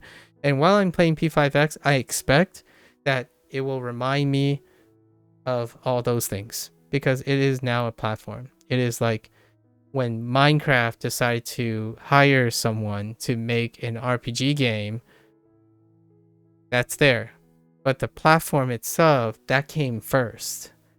Fortnite's platform came first. A platform came first before spin-offs happened. This is the reverse. And traditionally, in my opinion, statistically, the reverse has a lot of growing pains. You have lots of people that expect certain things, and the moment it moves to live service, it no longer is seen as a platform. It is seen as an extension of the mainline series. P5X is not a mainline series. Like a Dragon is having a somewhat better transition, because they decided, instead of the spin-offs and the like sideline, the extra series, they made them into smaller games. So you could have smaller game design, which that's fine too. But guess what? Those games, they didn't do that well either compared to mainline games. This same year, Pirate Yakuza was released. It was so much less than Like a Dragon 8, despite all the hardcore fans loving it, right? They, like, you can see a huge dissonance. The hardcore fans like it. It's more Majima, right? And it pales in comparison. But this launch was a little different. P5X was very special, despite the huge pushback by a hardcore audience, because Shin Megami Tensei and Persona has often been like, what was the advertisement for P5X that people argue about? They said it was misleading to put P5X, one of the advertisement is a series that sold over 2 million copies, right? That is so small. And what else? It is true that because P5X represents the platform, at some point it is a representation of the series, not Persona 5, like P5R. And it's funny because there is a fact check of the fact check. Some people said it was a blatant lie because P5X didn't sell 20 million copies. Yeah, P5R didn't either. The whole series did. Despite how well it was received and how well Persona is doing now, 20 million across the lifespan of Persona is a very small audience. Like, and it's a very small, dedicated, loyal audience, so that's great. Like, I totally get that. The more loyal and the more hardcore it is, the less and less likely it will be successful to a larger audience. And in my opinion, if you don't want to play P5X because you're a hardcore Persona fan, and you don't want to, and those are probably the same people who won't play Striker or Tactica, that's perfectly fine, because even unlike Striker and Tactica, P5X is an alternative. It's a spin-off. It's an alternative. The collaborations are actually keep most of what's intact exclusive to Persona 3, 4, and 5, right? None of that is adulterating your memories. It is a fan service. It's to celebrate, hey, here's some Persona while you wait. No, it's not going to derail their development system. In no way did ATLUS share that. It's a presumption that people make. It's always, what is it? A or B? Is it better to do one or the other? The answer eventually is both. And in the spirit of Persona games, you eventually do both. You eventually become friends with everyone. You eventually explore all the paths. So this is more of something. Is it too much? Skip it.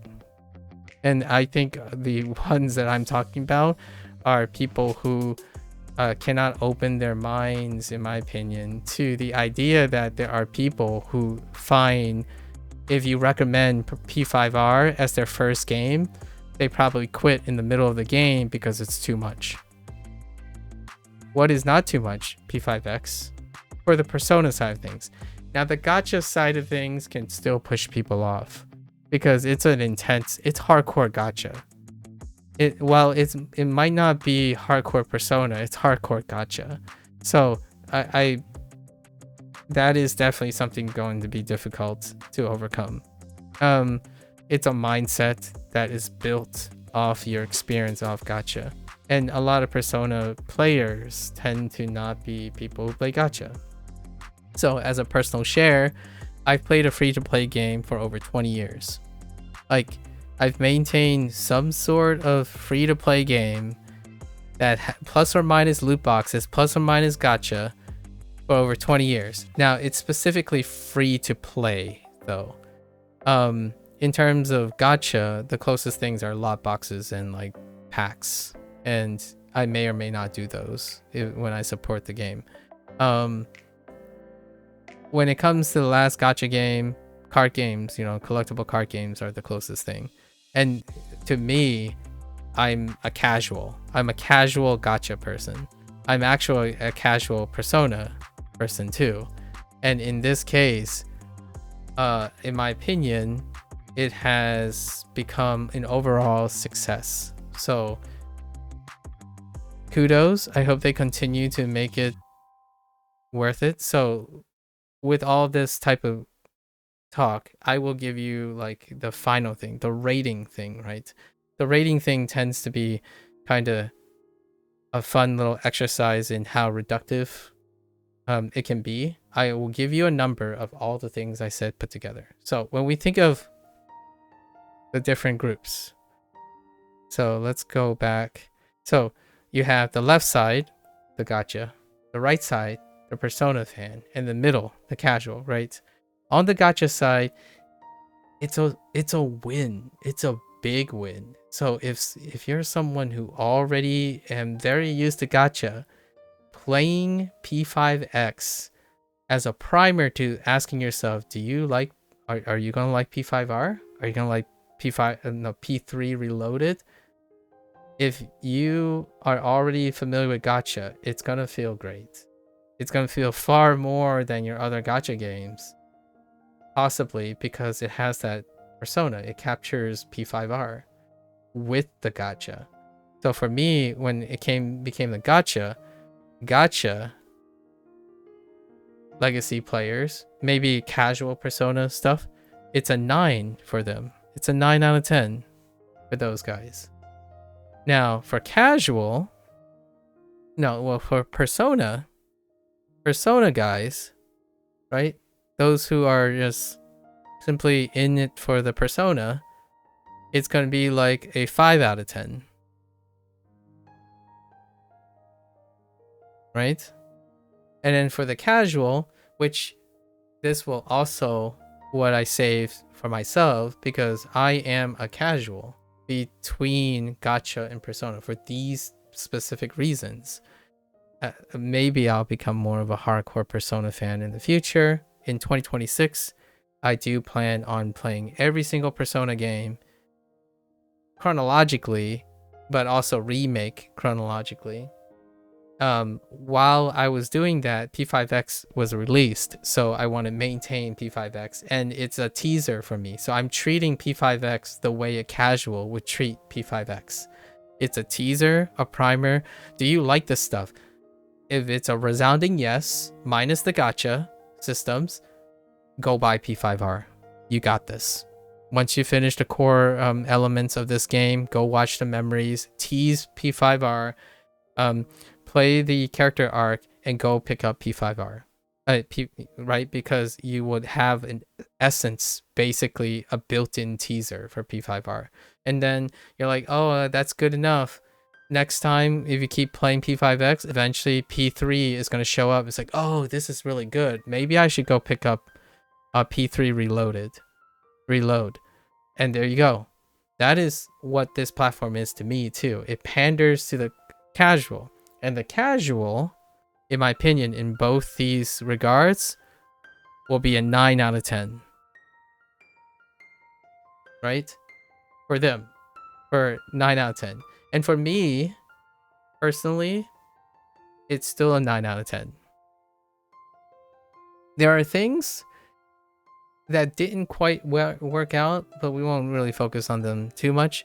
But overall, this, if you look at all these put together and you like kind of normalize, wiggle a little for population, that's, in my opinion, how it is currently sitting at 7 out of 10 on Steam. This is the breakup. You have the strongest vocal people, and the casual has a low weight. So casuals tend to have a lower weight. Because it takes extreme behavior to vigorously affect reviews.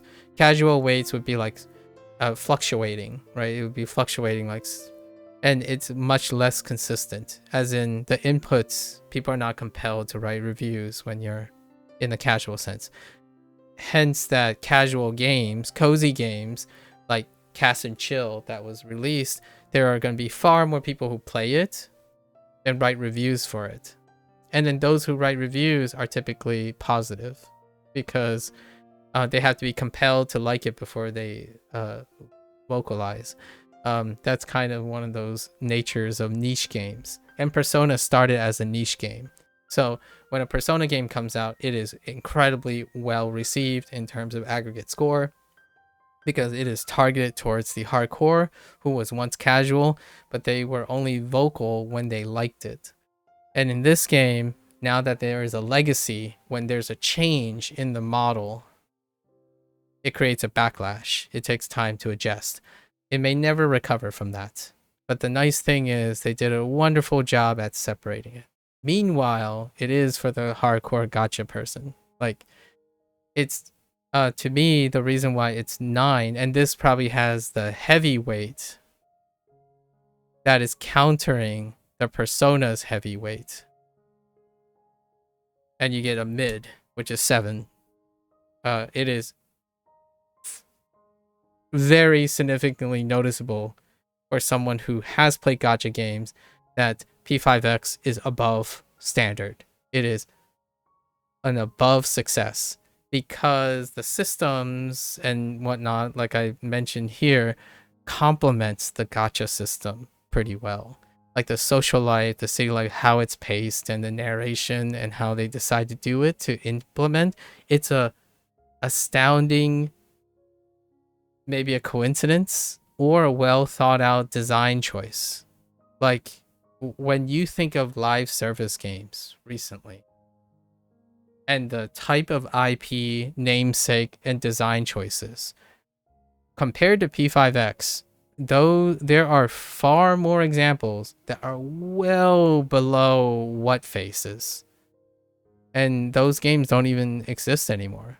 Like, for example, Suicide Squad. Or Suicide Squad kills the Justice League, right? Concord. Like, Anthem. I think Anthem recently they announced that they're closing down the server officially. So there are games that when you think of their subsystems without establishing, right? These games are built to try to be a live service game. And but they adapted existing things they saw elsewhere to create that, and they weren't able to. Getting a 7 for a free-to-play gacha game, in my opinion, especially emphasis on free-to-play. Free-to-play games almost typically start out as a 7. If you can manage a 7, in my opinion, that's seen as a success. Because free-to-play games are building blocks. In another 2 years or 3 years, which I will still continue to play P5X as long as they continue. Right now, the game is at right before the end of Palace 2. In the actual story, they mention 7 sins. 7 palaces. Literally said 7 palaces. So, I hope that P5X manages to get to the 7 palaces. And maybe there's a side closing game. I don't really know. But by then, I expect a Persona 3, I like to expect, I reasonably conservatively, there will be a Persona 3 collaboration and a Persona 4 collaboration, and if not, a Persona 6 collaboration on P5X in order to cross advertise for the game, right? For their universe. It's humorous to me that they decide to call it P5X because the core mechanic and story is based on the world and mechanics of P5. But ultimately, it would be interesting if they ever rebrand the name, because maybe they do a spin-off, like it becomes more than just one, maybe two parallel ones. But I can kind of understand why they call it P5X. But it's more so a Persona platform. The game is Phantom X, right? It's Phantom X because they're phantoms, but then again, it's connected to Persona 5. It's a great place to start, but I don't think the title might be a little deceptive now, because I can imagine Persona 3 occupying a lot of things. They might take some stuff that was very popular when Persona 3 kind of wiggle its way in there. If Persona 4 Revival has a very popular functionality, they might add that subsystem into P5X, right? Because it's a free-to-play game, and free-to-play games are modular. So maybe with time, that 7 out of 10 becomes a 9 out of 10. That is with the support of their target audience. What does that look like most of the time?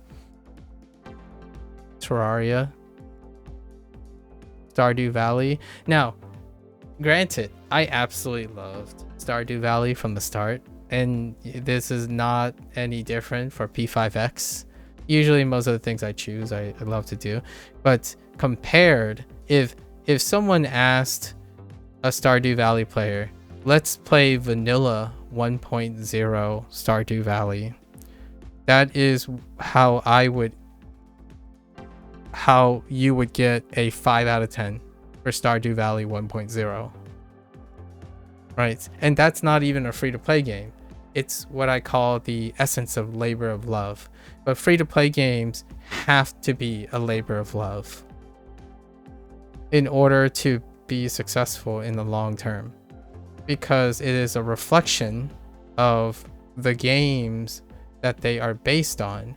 So if P5X screams, oh, most of the casuals don't like Persona games, all right, then Persona 6 is just going to be more of the nuanced niche things, and we'll just be satisfied that Persona 6 will never be bigger and better or do experiments, because it's clear that the audience aren't interested in that. They're not interested in making Persona different, right? That's what free-to-play models do. They give you testing grounds for modularity. Like, one resounding success would be incorporating Persona 5 Dance in Persona 6. Like, yes, but put a rhythm game in my Persona games. Where does that come from? I'm no stranger to this. I am a Like a Dragon fan. And if there's any game series that is referring to incredible excess of slice of life things and microsystems and subsystems, is Like a Dragon series. And yes, Karaoke would be the one that I'd be referring to. But the Judgment series had a dance thing, which had 4 button inputs. The Persona P5X rhythm game has 6 inputs. Throw in dance for Persona 6. Like, they're gonna build on top of this stuff. And Persona P5X can be a testing ground for that. But generally speaking, I hope that this game, like this platform, continues to be successful, because I do like the idea that there's a casual version of Persona. Now, the gacha thing is a bit hardcore. There's no way about it. That's why it can be really well received by someone who's used to the gacha, because what they see is, wow, the ATLUS team collaborating and providing instruction for the Chinese team to do this game. So that's what a Persona game is like with gacha. And then what they're doing is they're comparing it with, like, I don't know, Genshin Impact, Honkai Star Rail, and I know Genshin Impact is an action game, so we'll just use Honkai at this point. And then other attempts at turn-based free-to-play games with their own universes. This, in my opinion, as a free-to-play game, it punches well above the gold standard of gacha games.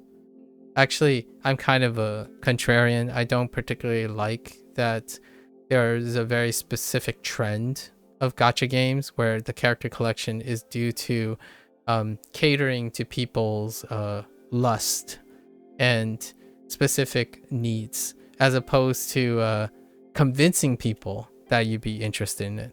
Like, Persona is a very grim game.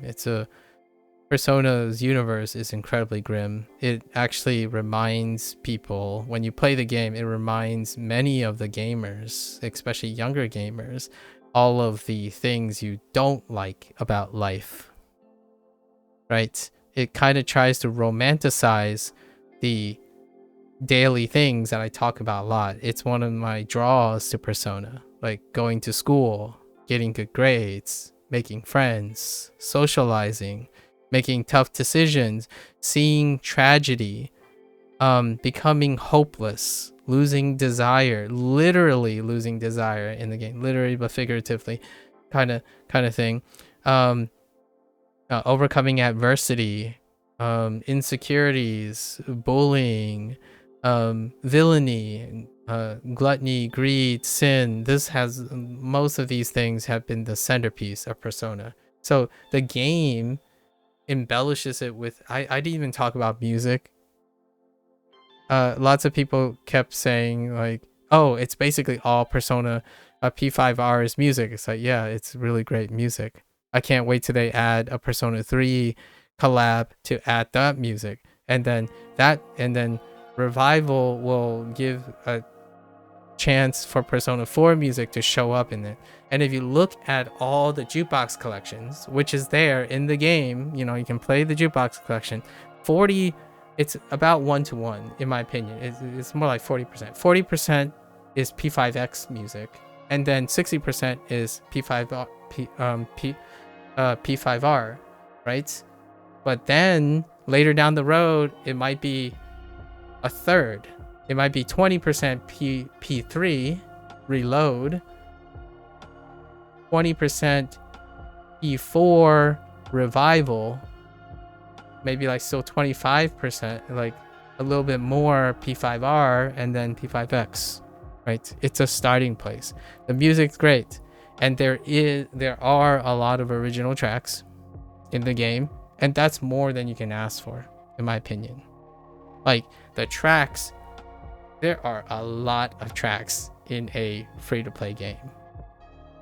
My standard, to give you an idea of a free-to-play game, maybe 1 to 2 music tracks. A major update, 1 to 2 music tracks. This game has more tracks than like a 3-year-old free-to-play game has.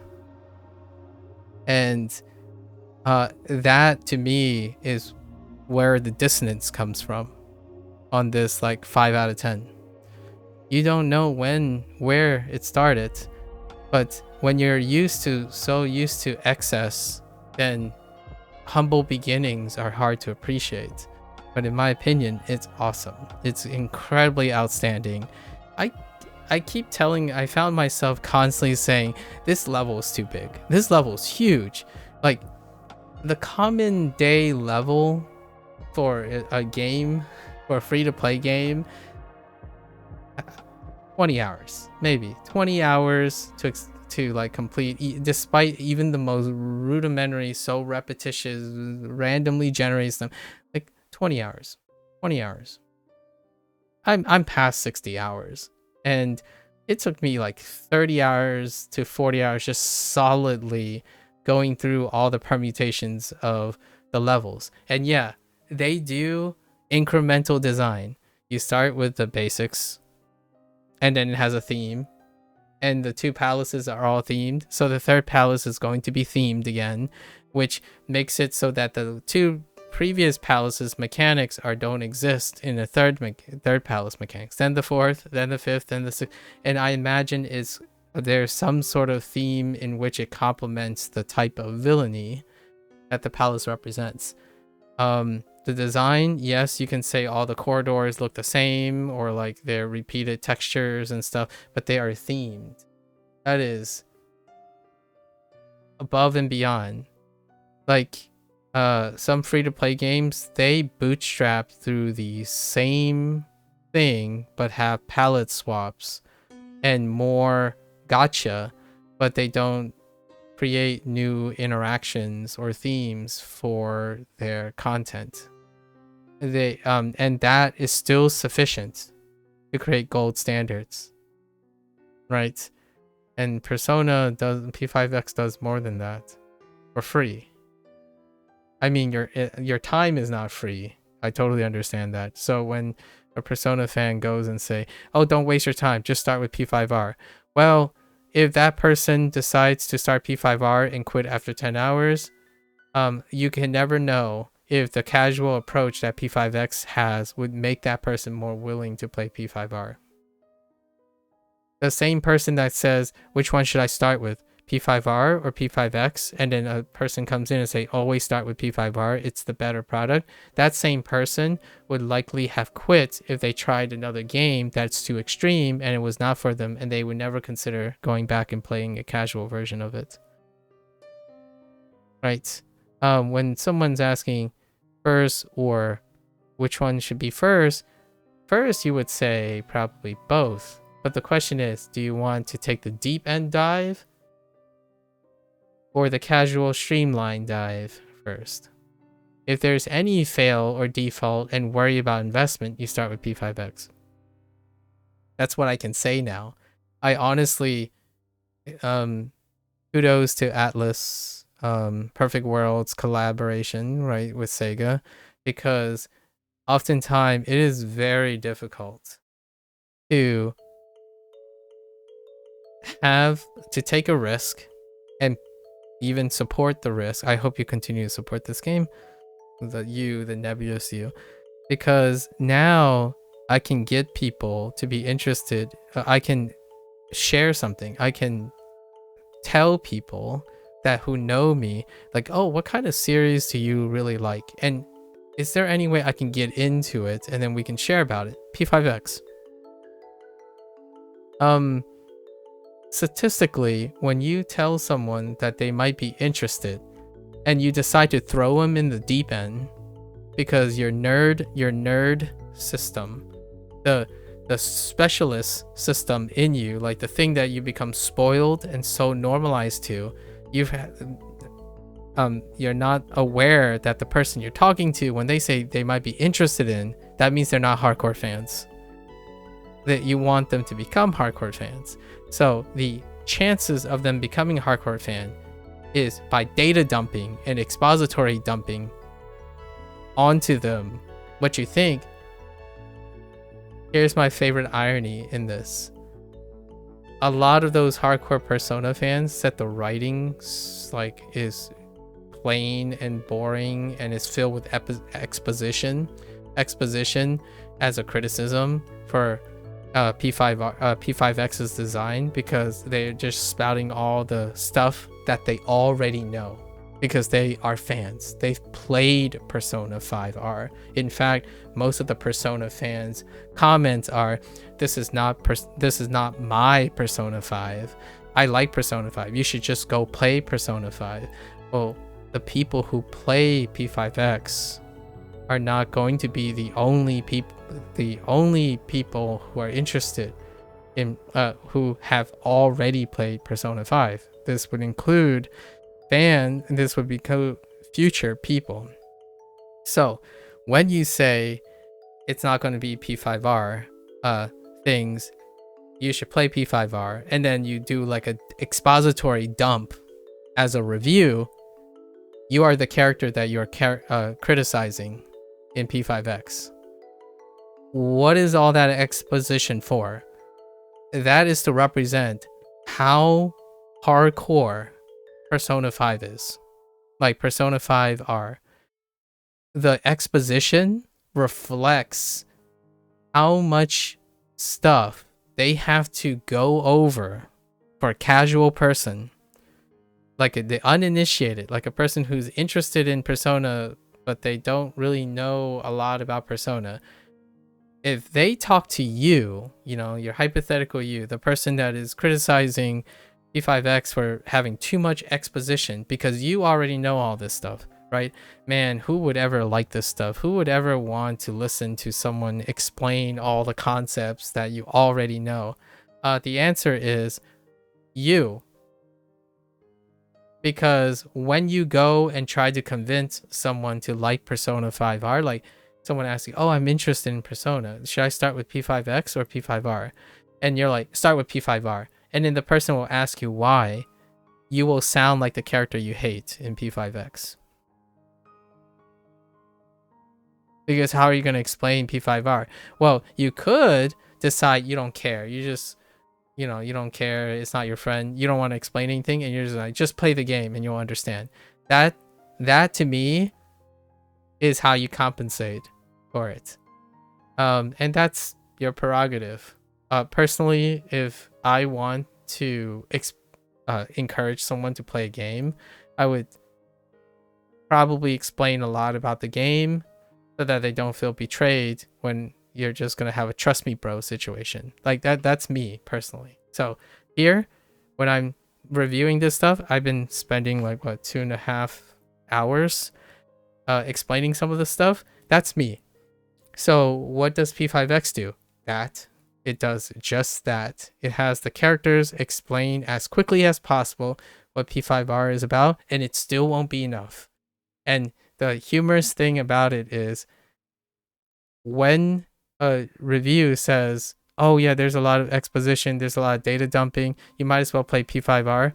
If the data dump and the explainers are already boring and dreary in P5X, there is even more exposition and data dumping in P5R. Like, even more so.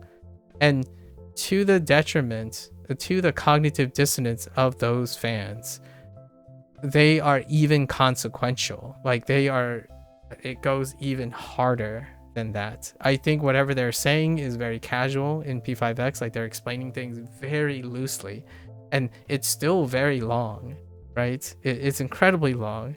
But don't forget that when you're saying that, you find it boring, you find it unnecessary because you're a Persona fan already. So that's reasonable. You can skip all those things. It's actually one of the features in this game. Hit escape and skip. Now, does that make you feel FOMO? That's probably where the review is coming from. There's an itch that you must scratch, and FOMO is its name. So there isn't anyone who's forcing you to play P5X, and it doesn't add necessarily, it's not adding to the canon of P5R as a universe, but it can sentimentally, as a person outside, add to P5R. So if that FOMO is too much for you, then that's perfectly fine. I think one of the things that kind of pave unintentional toxic fandom is the idea that when someone plays P5X, they think that they're going to get a misrepresentation of P5R despite P5X going to encourage them to play P5R. So that person will likely play 2 games, of which one of the games you don't play as a Persona fan. That type of minority voice. It's a minority voice, so I'm sure I'm not referring to a lot of people who would watch someone talk about mental health and behavior responses and decision making. I'm sure those individuals would say both. Do both. If you have time, do both. The idea is if you don't do one or the other, then a FOMO kicks in. And also, they're not competing with each other. Like P5X is not competing with Persona 6. Persona 6 and P5X are working for the same team. And then, in fact, there are different teams on both those games. Like, do you go to Metaphor and say, dude, stop making... Why did you make Metaphor if you could be making Persona 6? Because Studio Zero is part of ATLUS. So how many of people in Studio Zero would be in Persona 6's development team? It's kind of like going to SEGA and say, stop releasing Sonic games. You should be working on your next Like a Dragon game. That is unintentional fandom toxicity. When someone gets initiated now, in my opinion, like here's an anecdote.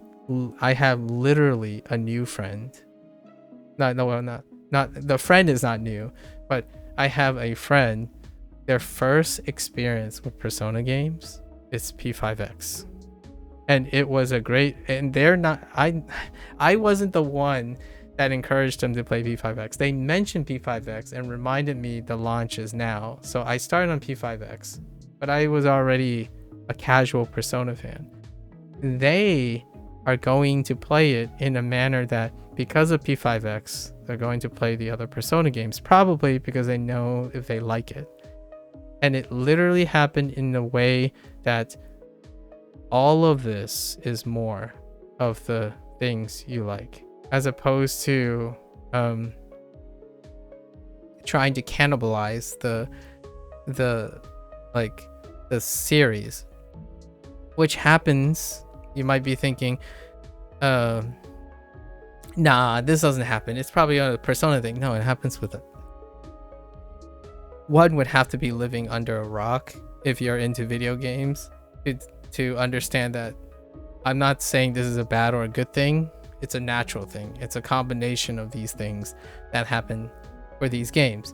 When a Souls, like for example, when a FromSoft game takes a departure, it's going to happen. When Armored Core comes out again, it's going to be like, where's my next Dark Souls?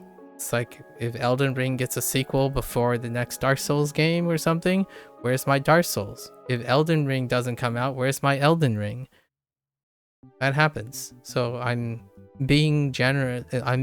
Trying to highlight all the possible dialogues. The major dialogues right now is that P5R, so here are some hot ticks from the Persona gang, the unintentional toxicity. This isn't P5R. P5R is better. Okay, so if you believe that and you buy into the deep dive and stuff, go buy P5R. You're still supporting ATLUS and Perfect World and SEGA. That's awesome. That's a win. So despite the poor criticism, trying to bring down P5X and trying to kill P5X with your negativity, if your comment gets someone to play P5R, all the power to you. That's still supporting the developer. So that's good. Like, that's constructive. You disagree with P5X, but continue to support the series. Awesome. And then for gacha, it's a win-win-win. I don't even have to touch that. Like, if you play a gacha game and suddenly you're like, oh, I need to quit my current gacha game and play P5X, that's gonna be a win. I think Persona 3, Persona 4, Persona 6, and P5R is going to get a boon from this. Now, the casual people are where I like to hang out because most of this stuff is niche. Persona games are still niche. Like a Dragon games are still niche. They are the least niche games series that is so close to mainstream, but they are lacking a mainstream platform. Like so close. They're just inching closer and closer, but they constantly have to pull back to make sure that they're unintentional toxic fans. Unintentionally. Toxic passion. Toxic passion. You know, pushing exclusivity passion stays intact. So like a dragon, what they're doing is with every installment, mainline installment, is becoming more and more mainstream. So there's more the division, the divisiveness is becoming greater and greater. So they decided to implement a parallel game that constantly is a fan service towards like, hey guys, this is what you wanted, right? This is the thing that you keep asking for more of. Meanwhile, they continue to wiggle their way into a more and more mainstream thing with basically axing the old world. It might not sound like Persona 5R, a P5R to P6 transition, but when Kiryu transitions to Casca, it created huge division. However, after they committed to that and continue to do a labor of love, people like both of them. I like both of them, and I played all of the Like a Dragon games back to back, which is what I will do for the future Persona, right? I'm pandering basically now to ATLUS and SEGA, because the games I like, I can end up being this unintentional Persona toxicity. Because when someone asks me, hey, you like a Dragon games, where should I start? And my first thought is, oh no, incoming 8-hour data dump. Are you ready? We should sit down. You want to have dinner? Let's just like go out and have a 4-hour dinner where I explain to you all the ins and outs of Like a Dragon. Or alternatively, you could just say start with Yakuza 0 and see where it takes you. Or you can say, oh, maybe you should start with like the good games and then go to the bad games if you're like quote unquote, you know, the older games. Like start with Yakuza 0 because it's a gold standard, and then play like Yakuza 3, 4, 5 last, and then explain how 3, 4, 5 may not be all that important to understanding Kiwami 2 to the Yakuza 6 transition, which then transitions into Casca. Yeah, that is a data dump. That is unintentional, passionate toxicity. And that is the largest voice, one of the largest, like loudest, not like by number, but one of the loudest voice that's keeping P5X from getting a decent grade. Considering that gacha games are waifu simulators.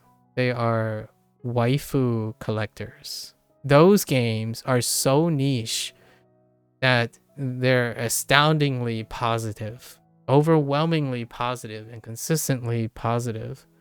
Persona doesn't have that playing for it. They could have, as a gacha game, overrepresented specific characters, but the source material itself was true to its nature. They still continued to talk about the ugly side of humanity, human condition. They could have watered it down to the point where everything is sunshine and rainbows, because casual gaming requires coziness and escapism. It's a safe thing. Escapism and coziness and fun collectible things is a great form of, and a consistent form of, generating goodwill. But no, they didn't do that. It's funny because they even decide to incorporate like sweaty optimization things down here. And the gacha was really hardcore, and I like their balance. They captured enough hardcoreness of Megami Tensei. It scratched my itch anyway, and it's probably only going to get more complicated. With every new successive Persona game, they can retroactively update P5X to account for some of these interesting ideas. So kudos to them. It's kind of a little disheartening that if you scroll through if you scroll through all the reviews, right? Like I looked at reviews and outlets and interviews. There's a division. You either get a 1 out of 10 because you hate gacha, right? You get a 5 out of 10 because you hate that it's not Persona 6. And then everyone else who's quiet is like, oh yeah, hey, I can spend time with this. It's better than the other gacha games. And then it's like, oh hey, maybe I should go play the other Persona games. And then gacha people are like, wow, it's not just another waifu collector, right? And that's kind of a hot take. Hopefully I didn't step on too many foots here. I think yes, you can give this game a 5 out of 10. I'm not saying you can't. And say that P5R is a better game all around. Maybe even say like P5 is stretched too thin and you want Persona 6. Do that. It will still support, in my opinion, it will likely support ATLUS, SEGA. Fantastic. I don't think it's gonna dramatically change their gameplay because I don't think they like randomly paused Persona 6 for P5X. And they didn't randomly pause Persona 6 for like Tactica and Strikers, in my opinion. Like when it comes to development, they're doing all of the above. The idea, the hope is that you don't have to make a choice when you like a game series, and you don't have to play all of them. But emotionally, it can be very distraught when a game that bears a name and you've identified as the game series, that every time you talk about the game, it's like, oh yeah, I'm a Persona fan, except for P5X, because that's not a real Persona game. Or I'm a Persona fan, oh, except for Strikers and Tactica and all the other spin-offs, because those aren't real Persona games. That's fine. Right. You know what you like, you know what you're getting into. It's worth keeping, right? It's worth saying. And that's where I want to end this segment, right? I'm part of the 9 group. I'm definitely part of the 9 group. I'm actually hesitant to give it a 10, but when it comes to free-to-play games, what I'm going to do in the future, how I do it is I cover every major update. So in the future, right now, 1.1 is going to launch soon. So we're going to cover that. Tomorrow, all the episodes of the character arc, like Take Your Heart, something like that, character arc is going to be unlocked. So I'm just going to record for the sake of recording episode 1.1 all the way to 1.13. I think there are 13 episodes. And then we're going to watch the memory cutscenes, like the memory of Persona, the memory section that I was saving. I didn't want to watch it yet because I want to cover it with the character arc. And then there's a LeBlanc thing, the cafe thing. I'll just cover that by speaking, because it's more of a social life thing and you have to go through all. It's to give the homeliness. You get to talk to Ren, Ryuji, Morgana, and on, right? On, off and on through your lifestyle thing. So those are the Persona 5 collab stuff. And then I'm going to cover every other next character arc.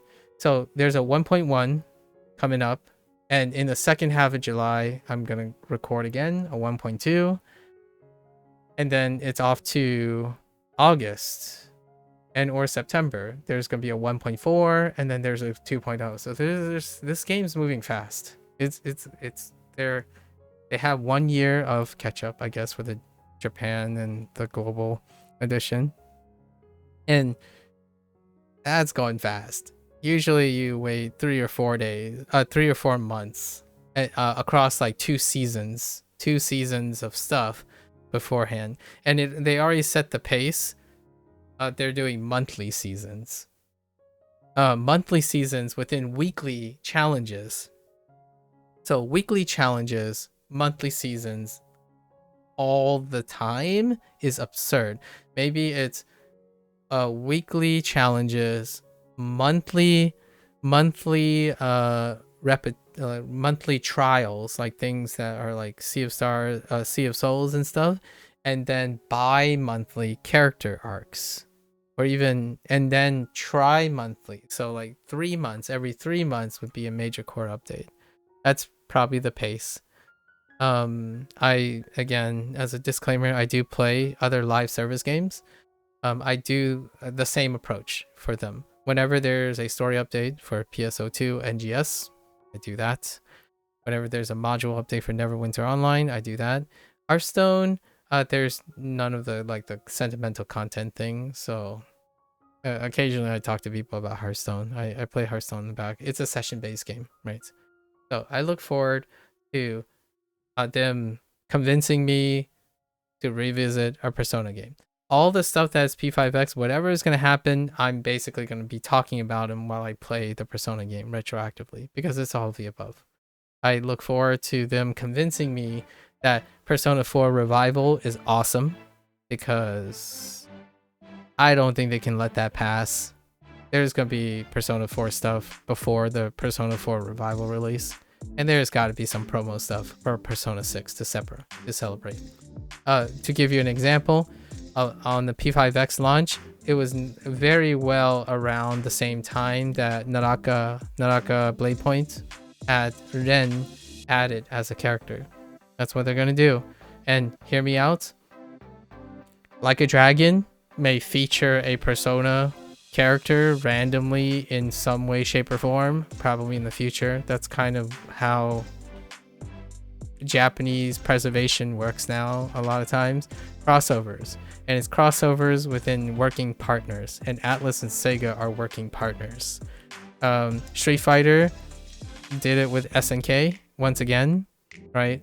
Marvel is crossing over with like what'd you call it, Arc Systems Works, because they are trying to bring back like the potential for like MVC, that kind of thing. There's all sorts of collaborations, and this is not, in my opinion, new. I think the indie scene does this far more, right? And later this month I'll be playing Dave the Diver, because again, I picked up Ichiban's Holiday, which is like a dragon related, but Mint Rocket is part of Nexon, and having working relationships between big corporations or like larger networks on groups under larger networks present very interesting collaborations. So Persona 6 could look like a very different game in the future. Like maybe it will incorporate a non-turn-based mini game or something.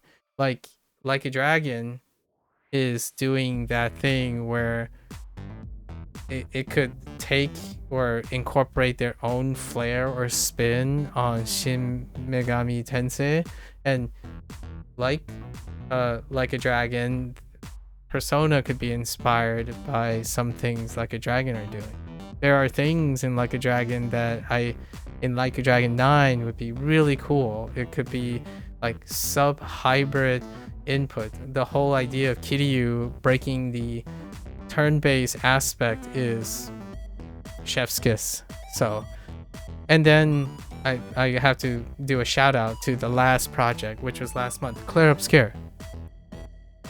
Oh, well, not last month, but the month before, Clair Obscur, right?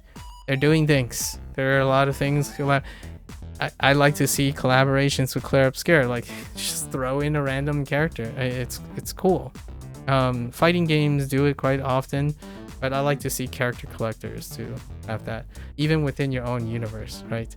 What would the main protagonist say to the main protagonist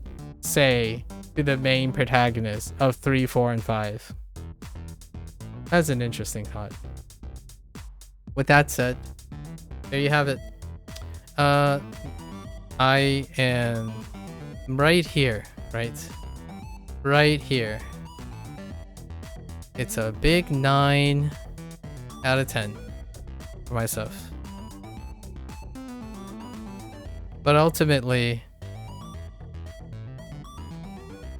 whatever I choose to do, technically I would recommend trying out if you are someone like me. I'm unsolicited. This is unsolicited. I forgot to mention that. This is unsolicited. It's a free-to-play game as well, so there's no monetary investment. Most of the things I choose, when it's unsolicited, I like them already. I already buy into them. So if it sounds like I'm a little overly positive, despite seeing 5s out of 10s and stuff, it's because at the end of the day, I want to show you all the things that people say, and yet it doesn't necessarily impact my willingness to choose to spend my time to enjoy things I do.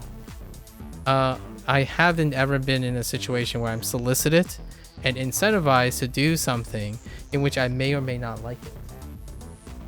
That might not stay true for the future, but up to this point, all my projects, I choose to do them because I'm already committed to them. So that's a take it with a grain of salt. Most of my scores are variant. 7, it can vary, but I generally, that doesn't reflect how much I like them or what they stand for, right? In fact, enjoyment is not my main priority in playing video games. Understanding people's feelings and talking about this stuff is my greatest joy. Like understanding behavior models, business practices, mechanics, dissonance, decision making, and then showing that decision making and observation at the end and the beginning is my greatest reward. Playing the games are fantastic. They sometimes shock me, clear, obscure. Amazing. And P5X was no exception. I genuinely lost a lot of sleep the last nine sessions, and it was nearly 9 days straight. I had to take one day off, one day, because Neverwinter is still in the mix. So these couple of days, they were long days. I still want this game to go faster. That's like the absurd part. Like I think I averaged 7 to 8 hours a day. So as a public disclaimer, right, like a disclaimer for those who are probably only going to see the game version, I spend on average 8 to 10 hours a day working on language learning, Japanese and Chinese, and then sprinkle in Spanish, but Spanish was paused as a flex for this. So it was fun. Oh, and there was a little like casual complaint, which I didn't cover, but casuals, depending on the region, people they like their games dubbed. ATLUS, mainline ATLUS games and mainline Like a Dragon games at least have dual dub. There was corners cut, right? So I like listening to Japanese because I'm learning Japanese at the moment, and it was fun trying to hear the Japanese and translate it at the same time. So for me, that was a joy, unexpected joy. But I like the Persona games because there are a lot of dialogue that's dual dubbed. The mainline series, of course, or the main production series. They're dual dubbed. They're also possibly available in both subtitles, right, and whatnot, but they're oftentimes, not all games have that benefit. Big games are allowed to be dual dubbed, dual title, triple dubbed, quadruple dubbed. Cyberpunk 2077, for example, has 8 plus languages, both dubbed and written interfaces. But that's awesome. For me, that was really cool. It's a non-issue, but for others, they kind of like being able to understand the language, and that's where the casualness comes in. And then Persona fans would be like, well, it's Japanese, that's what it should be. But guess what, all the characters are not Japanese. I'm just saying, in case you are curious, not all the characters are Japanese. And that's kind of what I really like about Persona games, because they take place in a place that allows for different things. Like Yaoling is not Japanese. So despite all of that, Like a Dragon games is my main squeeze to advertise my other activities. I like studying Japanese you know, 日本語勉強した right? And as well as 中文 you know, 我学习中文 every single day, right? So it might be possible in the future, I don't know, but there's not a demand for it, obviously. But seeing that ATLUS and SEGA are interacting with a Chinese publisher and developer, that breeds even more for the idea that they are constantly catering in those 3 regions along with English, right? English is the de franca, right? Lingua de franca. And for that, that's why I like a Dragon. It's every series, even the sidelines, like the Gaiden series, have 3 languages: Chinese, Japanese, and English. And I haven't even tried if I can easily toggle the interface, you know, the localization. But that's great. Just as a second highlight. Right. Anyways, that's a wrap for today. I'm glad to put a feather in the cap for this. For future, I won't be doing this type of thing. Maybe I'll do like a tentative take when 2.0, like after the end of 2.0, like a really big update.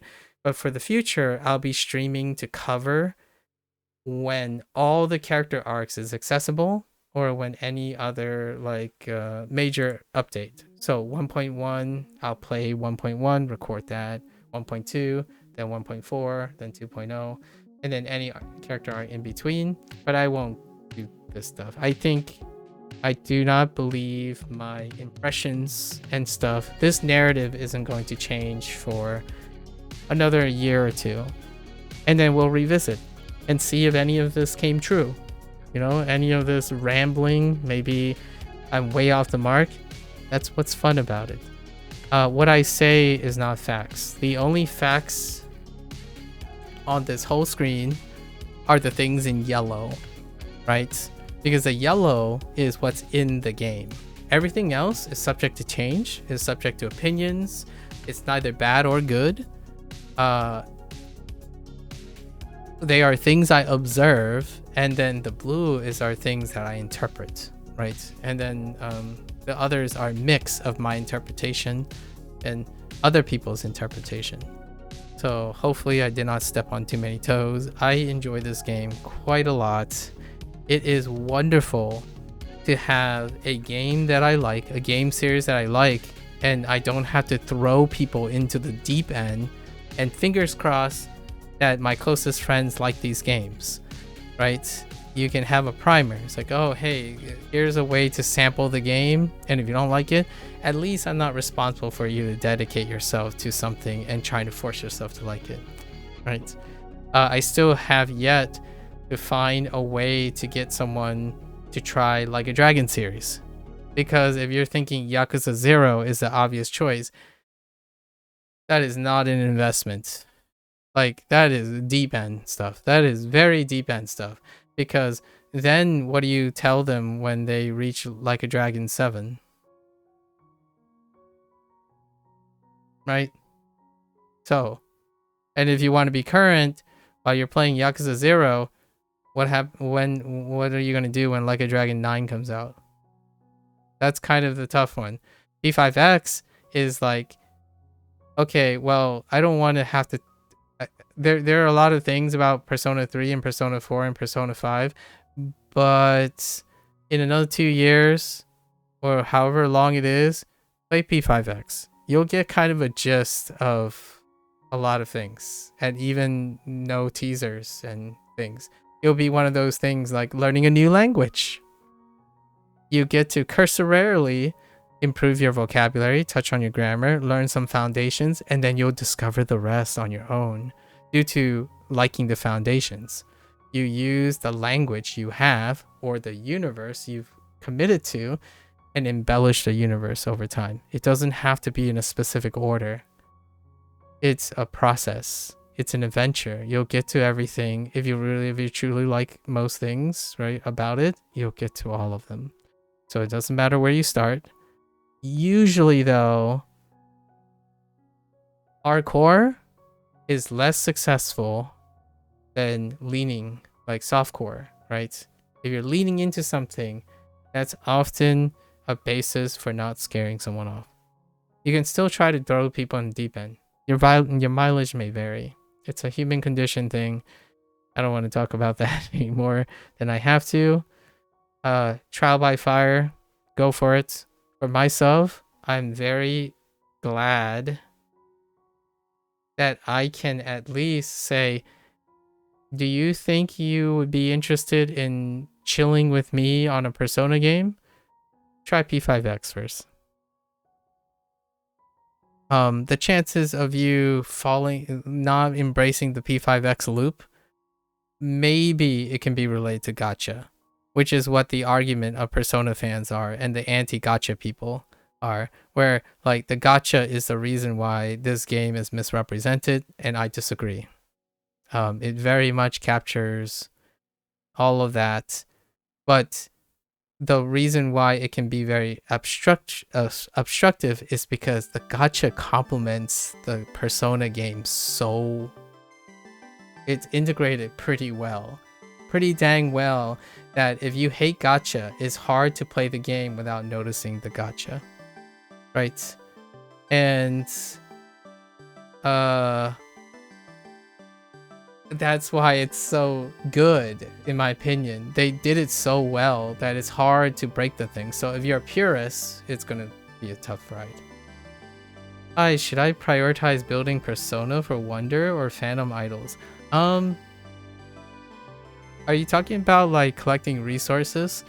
You will have a lot of resources for building Persona. Like the personas you're going to use, you get a lot of resources for building them inherently by completing. So collecting or hoarding Phantom Idol stuff, like all your contracts, are the basis of what you would focus on. Like you would build on that early on. I think if you complete the game in the base game, you'll have more than enough building resources for like 2 or 3 teams of Persona, and you'll really only need 2 sets of Persona, so 6 Personas, and the Phantom Idols will be whatever you like. It's the main flex. So I would say I would lean towards, like, if you have nothing to do with your stamina, like for Realm of Repression,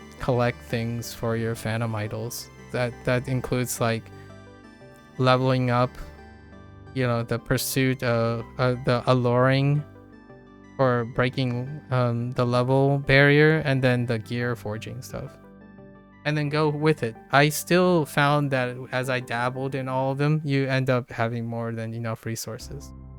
Yeah, hopefully that helps. All right, folks, that's it. That's the end of my consecutive for P5X coverage. So now, from now on, I will cover every character arc after all the episodes are released. So it will be like mid-month, right? Because tomorrow, it goes right into tomorrow. Tomorrow is the release of the final episodes of the current character arc, and we're gonna record and watch and play all the character arcs, and then watch all the memories, because I just want to talk about and commentate about how cool P5R is, you know, P5 Royale, and I without actually knowing most of it. So then when I go and play it, I'll refer back to the stuff, and then I will be streaming though, maybe like however long it takes to complete all the major updates. So every point something update, or a 2 point something. Outside of that, I'm gonna resume my typical schedule. I language learn, right? I learn Japanese and Chinese using an SRS system for the day, and then the third slot, I'll probably be playing other video games and doing other language learning stuff. But when a major update comes in through, or a new character arc, which is like the new banner set, you'll probably see another stream. So another stream on them. Outside of that, I'm not daily driving this, so you're not gonna have me sit there and watch me try to do so. I do play the mini games over again though. I've currently have started FCing almost all of them. So maybe I'll showcase some of that later. Because rhythm game, OP. Okay. Thank you for listening. If you're gonna watch this later, right? Arigatou gozaimasu. 谢谢. Right? 谢谢. And I guess gracias. Muchas gracias. And as always, feel free to follow along when there are updates or check out the other stuff. And pick up the game for yourself. It's free to play. And everything I said today, right? There you have it. And yeah, stop on by every once in a while. Tell me what your fun moments, or did you start playing Persona games after keeping up with P5X, or your disagreement, or why you chose. I'm always here. We're gonna chat. You can interrupt me during like the language learning things. I talk about video games all the time, and I'll relate it back. I'll even plug getting people to want to learn Japanese because they like Persona, because video games have convinced me to pick up learning another language. So there you have it. My self plug for everything that it is that I do now. I don't abandon, like, it's not compartmentalized. Everything is related to everything, at least on stream. So until then, stay safe, stay healthy, right? Gacha responsibly if you choose to do so. Keep FOMO at bay, right? And for all the people who are only interested in P5X coverage, I suppose, 皆さんまたね. And as well as 大家下次见. I'll see you guys on the next one. Take care now. Bye bye.